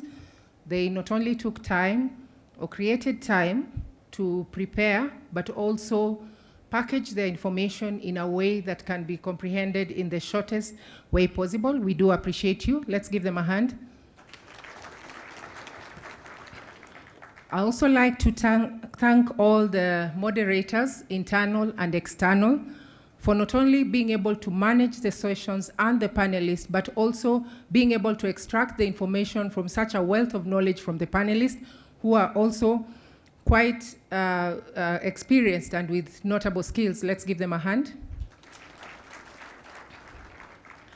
For the panelists, I mentioned earlier that I'm a trainer. So by the time you get all the content in your head condensed into a way that can be explained in the 2 minutes, 3 minutes that were given, it's not an easy task. So let's appreciate all the panelists that were here, that graced us. Not forgetting all the presentations. We are representing very many institutions and individual researchers, and they were able to present in the sessions as well as in the plenary and all the other AfriGeo and AFREF, being able to also give information about what the institutions are doing, what the research they have conducted, how they can be contacted, and how to share this information. So feel appreciated. Let's give them a hand. I'd also like to thank the entertainment. I think I'll echo what my colleague said. It's very difficult to dance and sing at the same time. And we were able to see that because yesterday after the cocktail, not every one of us could move to the middle, no? So let's appreciate the young generation and boost them to keep up the good work. I'd also like to thank everyone that visited the exhibition, but also the ones that prepared and gave the information, because sometimes during the breaks, I think you'll forgive me for this, I was getting you out of those sessions to come into the main and the breakout sessions. So all the exhibitors, as well as, I think you saw very beautiful artworks that were displayed outside. So let's appreciate them. And then we wouldn't have managed all these days without food. True or false? So let's, in their absence, let's appreciate the catering team, security, all the logistics, and everyone involved. And lastly, let us all appreciate ourselves. You should give yourself a big hug and thumbs up for us for being patient and listening through, asking questions, and understanding us when we were preventing you from asking more questions that were, asking you to talk to the panelists or others at the other time. So thank you for that. I'm going to invite the Director General and the artificial intelligence trainees. Feel appreciated. Are they with us? I'll invite you for a photo. I hope I'm inviting participants that are here. Where are you? Yes, please be on your feet. Come to the front. Let's give them a hand.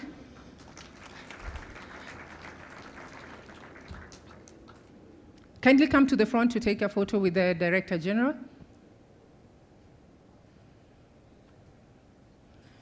So not only the trainees, but the trainers as well. Are they with them?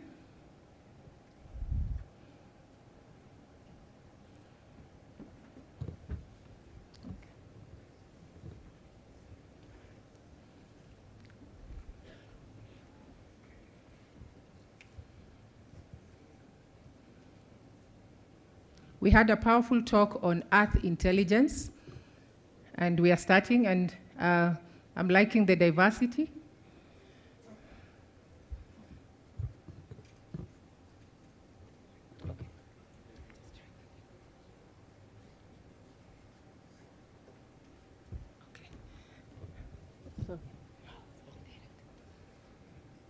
Okay. Thank you very much. Kindly take your seats. I'm also going to invite the AFREF trainees. DG, please, you may. AFREF trainees, are you with us? I believe you are.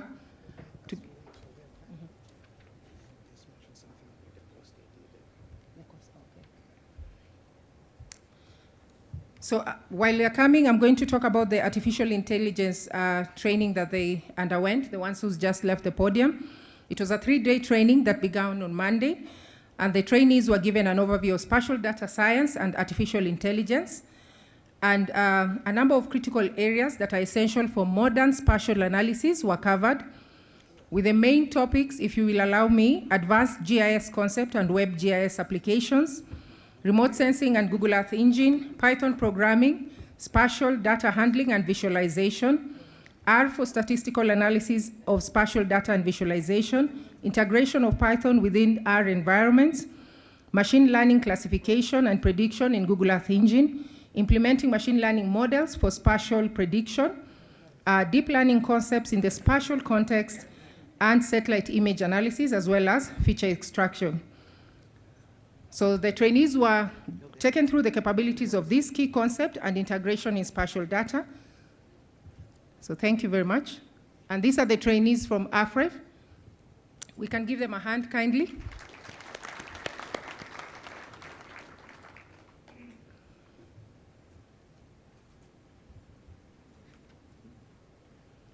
Thank you very much. You may have your seat. I think the DG will be here for a while. I'm going to invite to recognize the best exhibition and best poster by the Director General. They're going to be appreciated. I'll invite Isaac to mention them.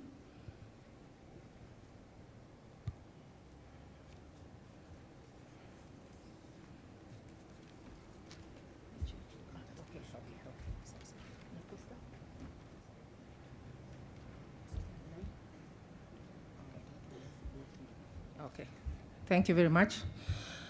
So for the best booth, let's give a hand to Leica. They were voted the best booth of the Regional Center RIC2024, Rcmrd International Conference 2024. Leica, would you kindly come to the podium? So you can give him a hand as they come in.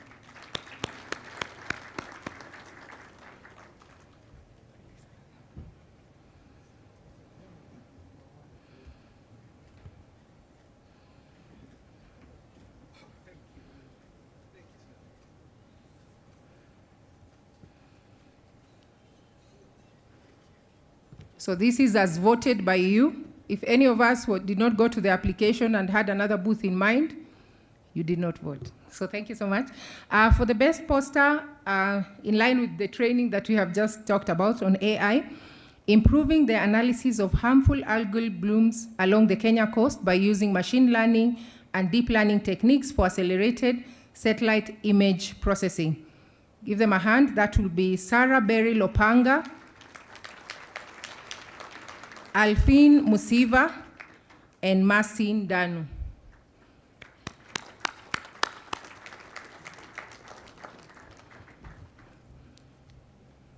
A team of 3 ladies, very powerful.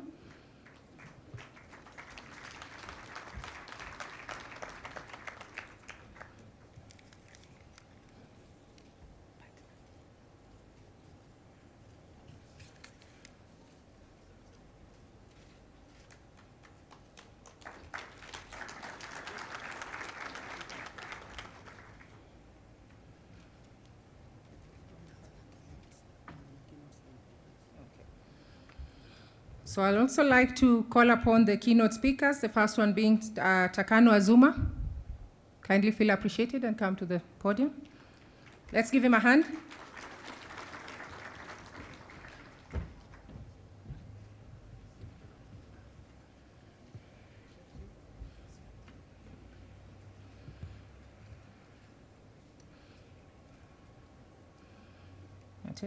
Dr. Doreen Agaba. Dr. Doreen Agaba, thank you very much.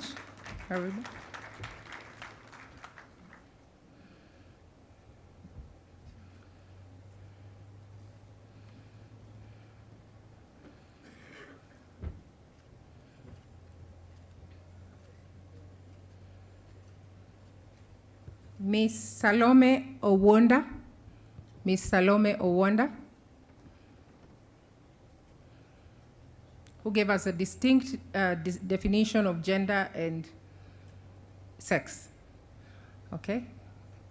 Dr. Ernest Achiampong. Dr. Ernest Achiampong. Anyone who can step in? Yes.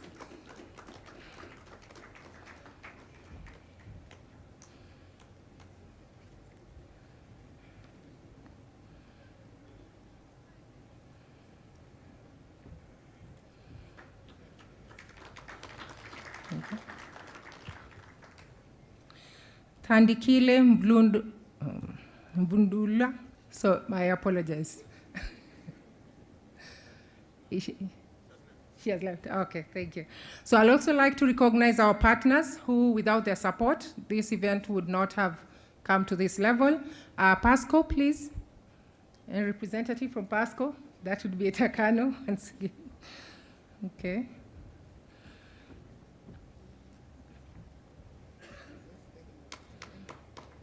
Thank you very much. Thank you. C4 ECRAF. Anyone from C4? Anyone who can take on their behalf? I think I don't see Ngugi. Eric. FAO. Bet? Yeah, he's here.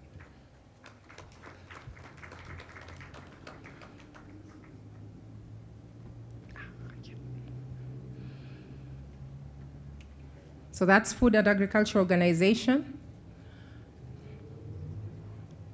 WRI, Ken?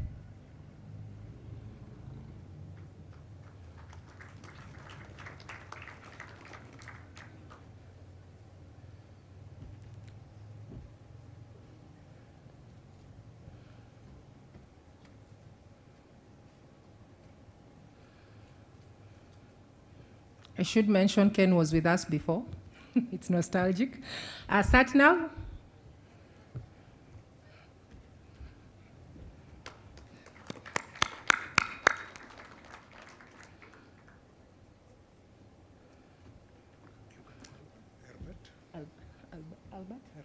Albert? Did you request for you? Oh. Okay, thank you. Okay. Esri? Esri? Deborah, Pauline, I think Lorraine is not with us. Okay. DRSRS, I think Kibet should be here. Yes, he is.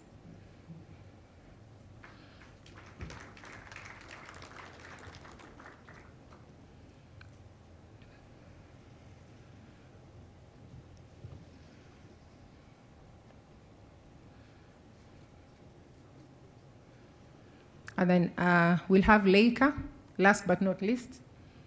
Leica.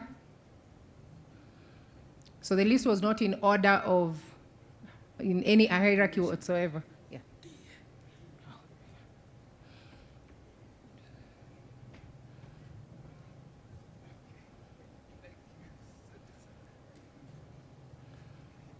And sometimes we have a habit of forgetting ourselves. Digital Earth Africa, I think we've stayed together until I consider you ours. Okay.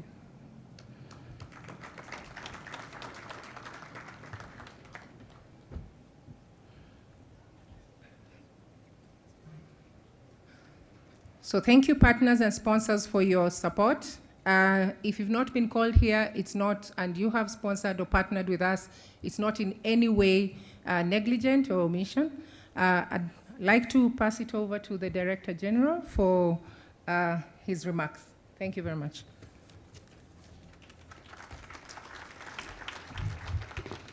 Thank you, Loz. I think I'll try to keep it as short as possible because really my purpose here was to say thank you to everybody. And Rose helped me by almost going through everybody I had prepared to thank. So all those people listed that Rose enumerated, please receive my heartfelt appreciation for what you have done to make this function possible. Thank you very much. Maybe on that, I'll just add our member states. I think we've had the representative technical committee here, but I wish also to recognize the governing council members and the representative of the ministers who are not here with us, but they support and give us the direction we take as an organization. So the trajectory the center is taking is the vision of our ministers, and we are merely executors of that vision and wish to appreciate that. The other people have been appreciated, but I wish also to single out the local team led by Mr. Paul Idude. I think he also deserves a round of applause. He's standing there on behalf of the team he has coordinated from the preparation to the execution of this conference. So I think most of the words really were spoken both at the opening of Afrigio and RIC. And all we can do is reiterate the responsibility that lies upon us, the people here. And we said it in very, very simple but very heavy words, saying there is something the continent needs. There is something the over 1 billion Africans need, and we are the bridge to that, or we have tools to help them reach that. And that's prosperity, good life we wish to our people. We know that the technology that we are handling can be able to move the journey to that vision shorter. So if you know you have a duty or have the ability to shorten that distance and improve the lives of the people on the continent, that's a heavy responsibility. So if we take it that way and you put it upon yourself to do your best to make sure you contribute your bit. Sometimes when we come to this conference, it's 3 days. The other day we are in a training. You might end up in procrastination and wondering, what am I achieving? But I want to assure you that building, if you keep building, you reach somewhere. You build today, build tomorrow, build the other day. I can assure you when you look back at the end of the year, there will be something solid there. The only bad thing you can do is stand still.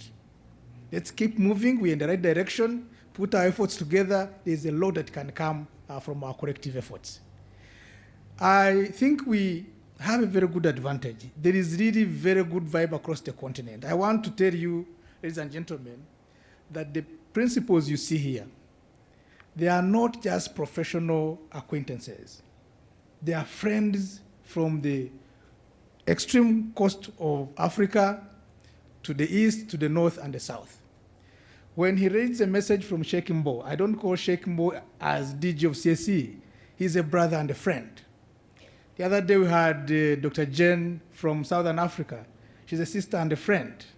When you go further north, from OSS and other organizations. So in our field, we are interconnected beyond the common professional endeavors that you share.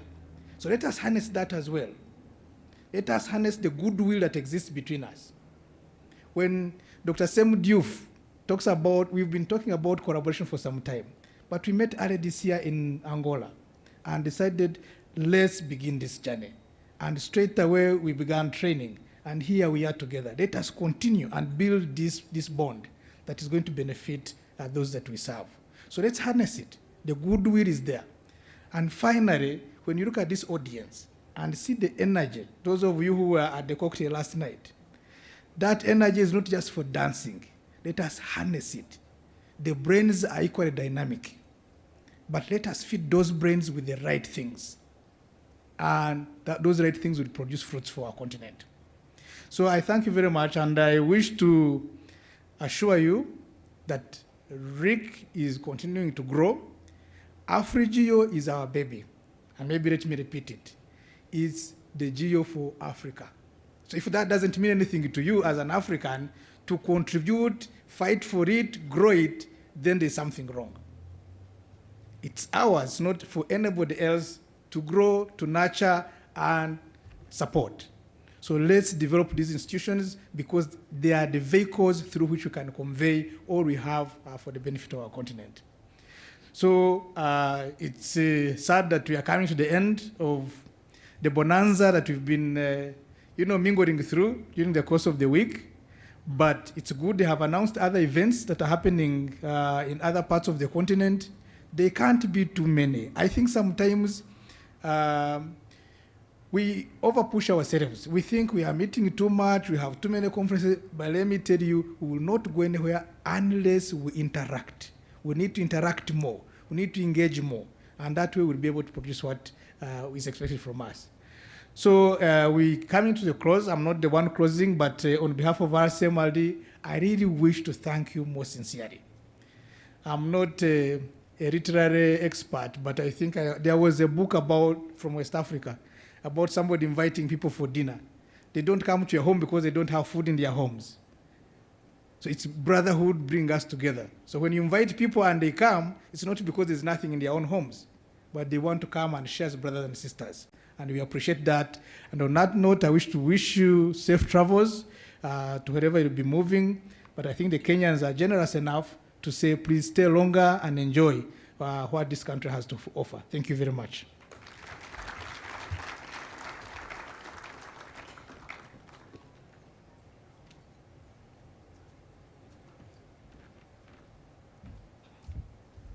Thank you very much, DG. And with your permission, DG, I made a mistake. I forgot to recognize Tumi and Lulu. Kindly wave and for AfriGeo Secretariat. Just stand up, please. Stand up, please. Thank you for the good work. And in line with what our DG said about nurturing the young brains, Professor Onywere, thank you very much for the work that you're doing in academia.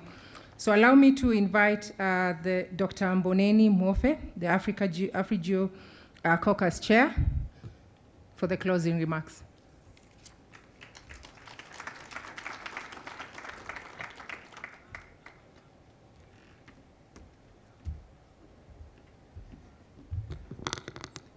Thank you, Madam Program Director.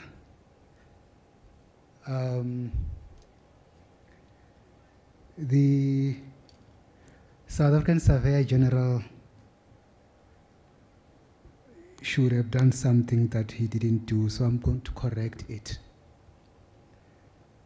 And that is to teach the professor what to do when you got to deal with a lot of protocol issues. And I don't know if Surveyor General, you intentionally didn't want to share because of IP issues, but I'm going to break that.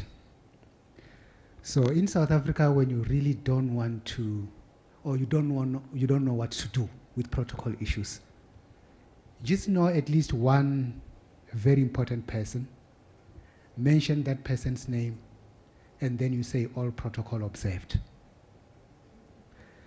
So this afternoon, ladies and gentlemen, I really want to acknowledge the Director General of RCMRD, the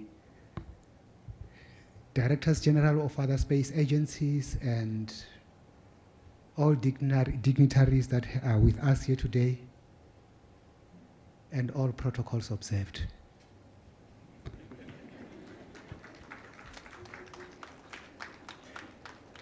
So, DG, there is something that is very exciting about these events that were happening here this week. We are not where we are supposed to be as a continent, but we certainly are not where we were. And that is an exciting thing.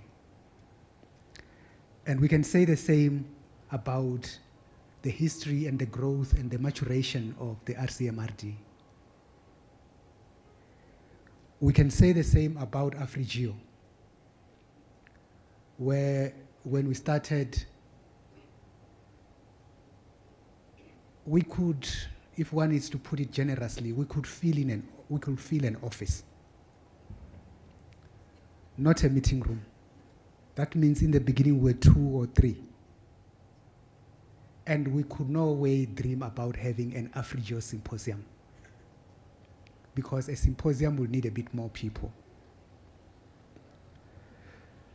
To reach this point where we can collocate these 3 critical events in one place, and I must say, Director General, you've got a wonderful campus here. And it does deserve to be clapped for.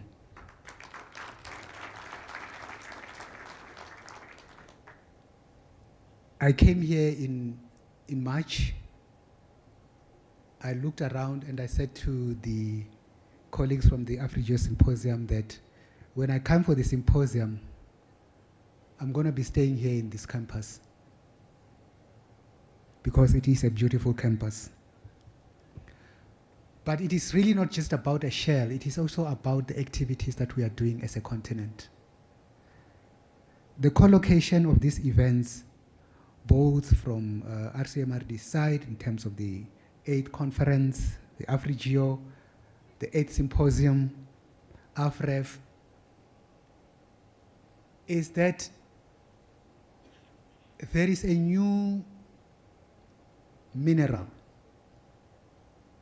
that the African continent has to mine and benefit from, and analyze, benefit from. Because there's been a whole lot of other minerals that are being mined and we're not necessarily benefiting from them. Now, this new mineral is called data. And the reason why the aspect of mapping and Earth observation is very crucial is because this is an exercise that tells you everything. It tells you where your minerals are. It tells you where your food security is. It tells you where your water bodies are and their status. And it tells you where you are vulnerable and where you are strong. And it is for this reason that at all material times, we need to make sure that what we are doing finds its way into the tables of the policymakers and the decision makers. Because without this information that we generate, we basically are just flying blind, without radars, without a pilot. And the ultimate outcome of that is that we run out of fuel and we just crash. So, Director General, you are doing a very great job and got a huge responsibility. With the young people that we saw, and as you said, we need to invest beyond just the dancing. They have got a completely different mindset and energy. And that energy needs to be channeled to do the sort of things that this continent wants. So what these continents need is for us to be able to generate our own data and to own it. And so that when it informs the decision we make, it actually informs the decisions we want to make and we deliberately want to make. So when I sit here and I really have listened to the presentations that were done, and I look at people that are here, and the wealth of intelligence in the brains and the minds of people that are sitting here, it tells me that this continent has got a future. But that also means that we need to act on what we're doing. Because if we don't, there's only one place that this intelligence, the wealth of intelligence, is going to end, and that's in the graveyard. So we are just going to add and fertilize the soil without actually improving the life of an African child. And that will be a huge disservice. So I therefore want to say, each of us have got a responsibility.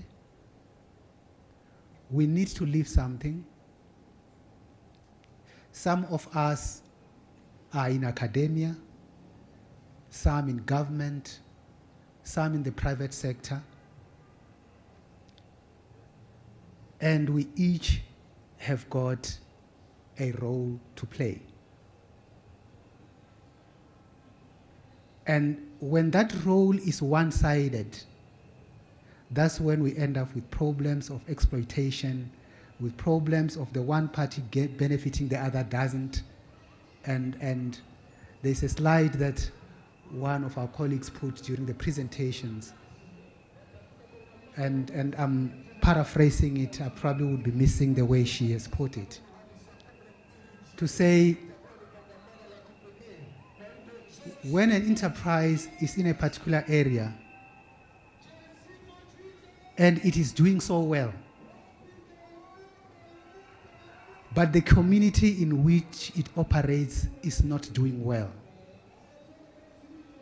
that is a typical example of an extractive enterprise.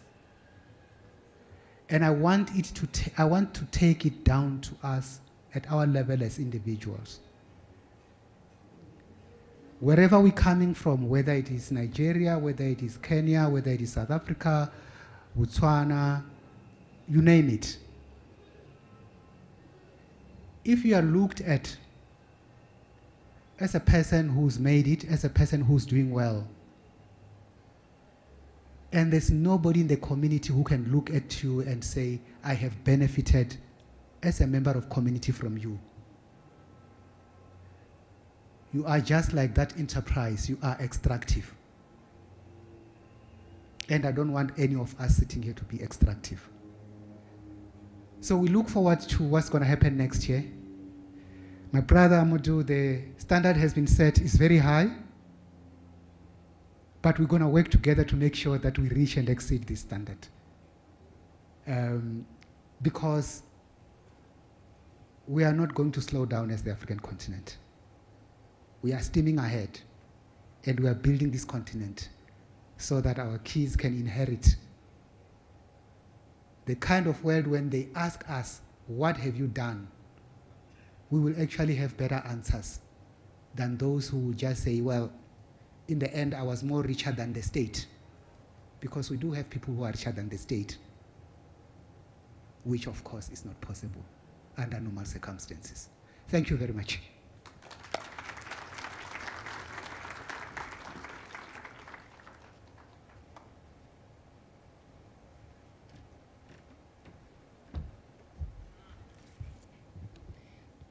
Thank you very much. I have nothing more to add to that. The only thing I'll say is that there is a lost camera. If you've run across a lost camera, Nikon D7500. During the cocktail, if you forgot your bag, black bag, and there's a brown notebook. Pardon? The bag, oh yeah, please display the bag.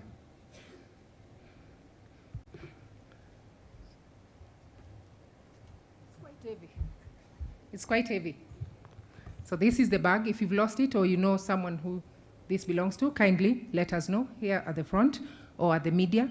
And thank you very much. I'll see you in next week, God willing. Do enjoy yourself, Ivan, and safe trip.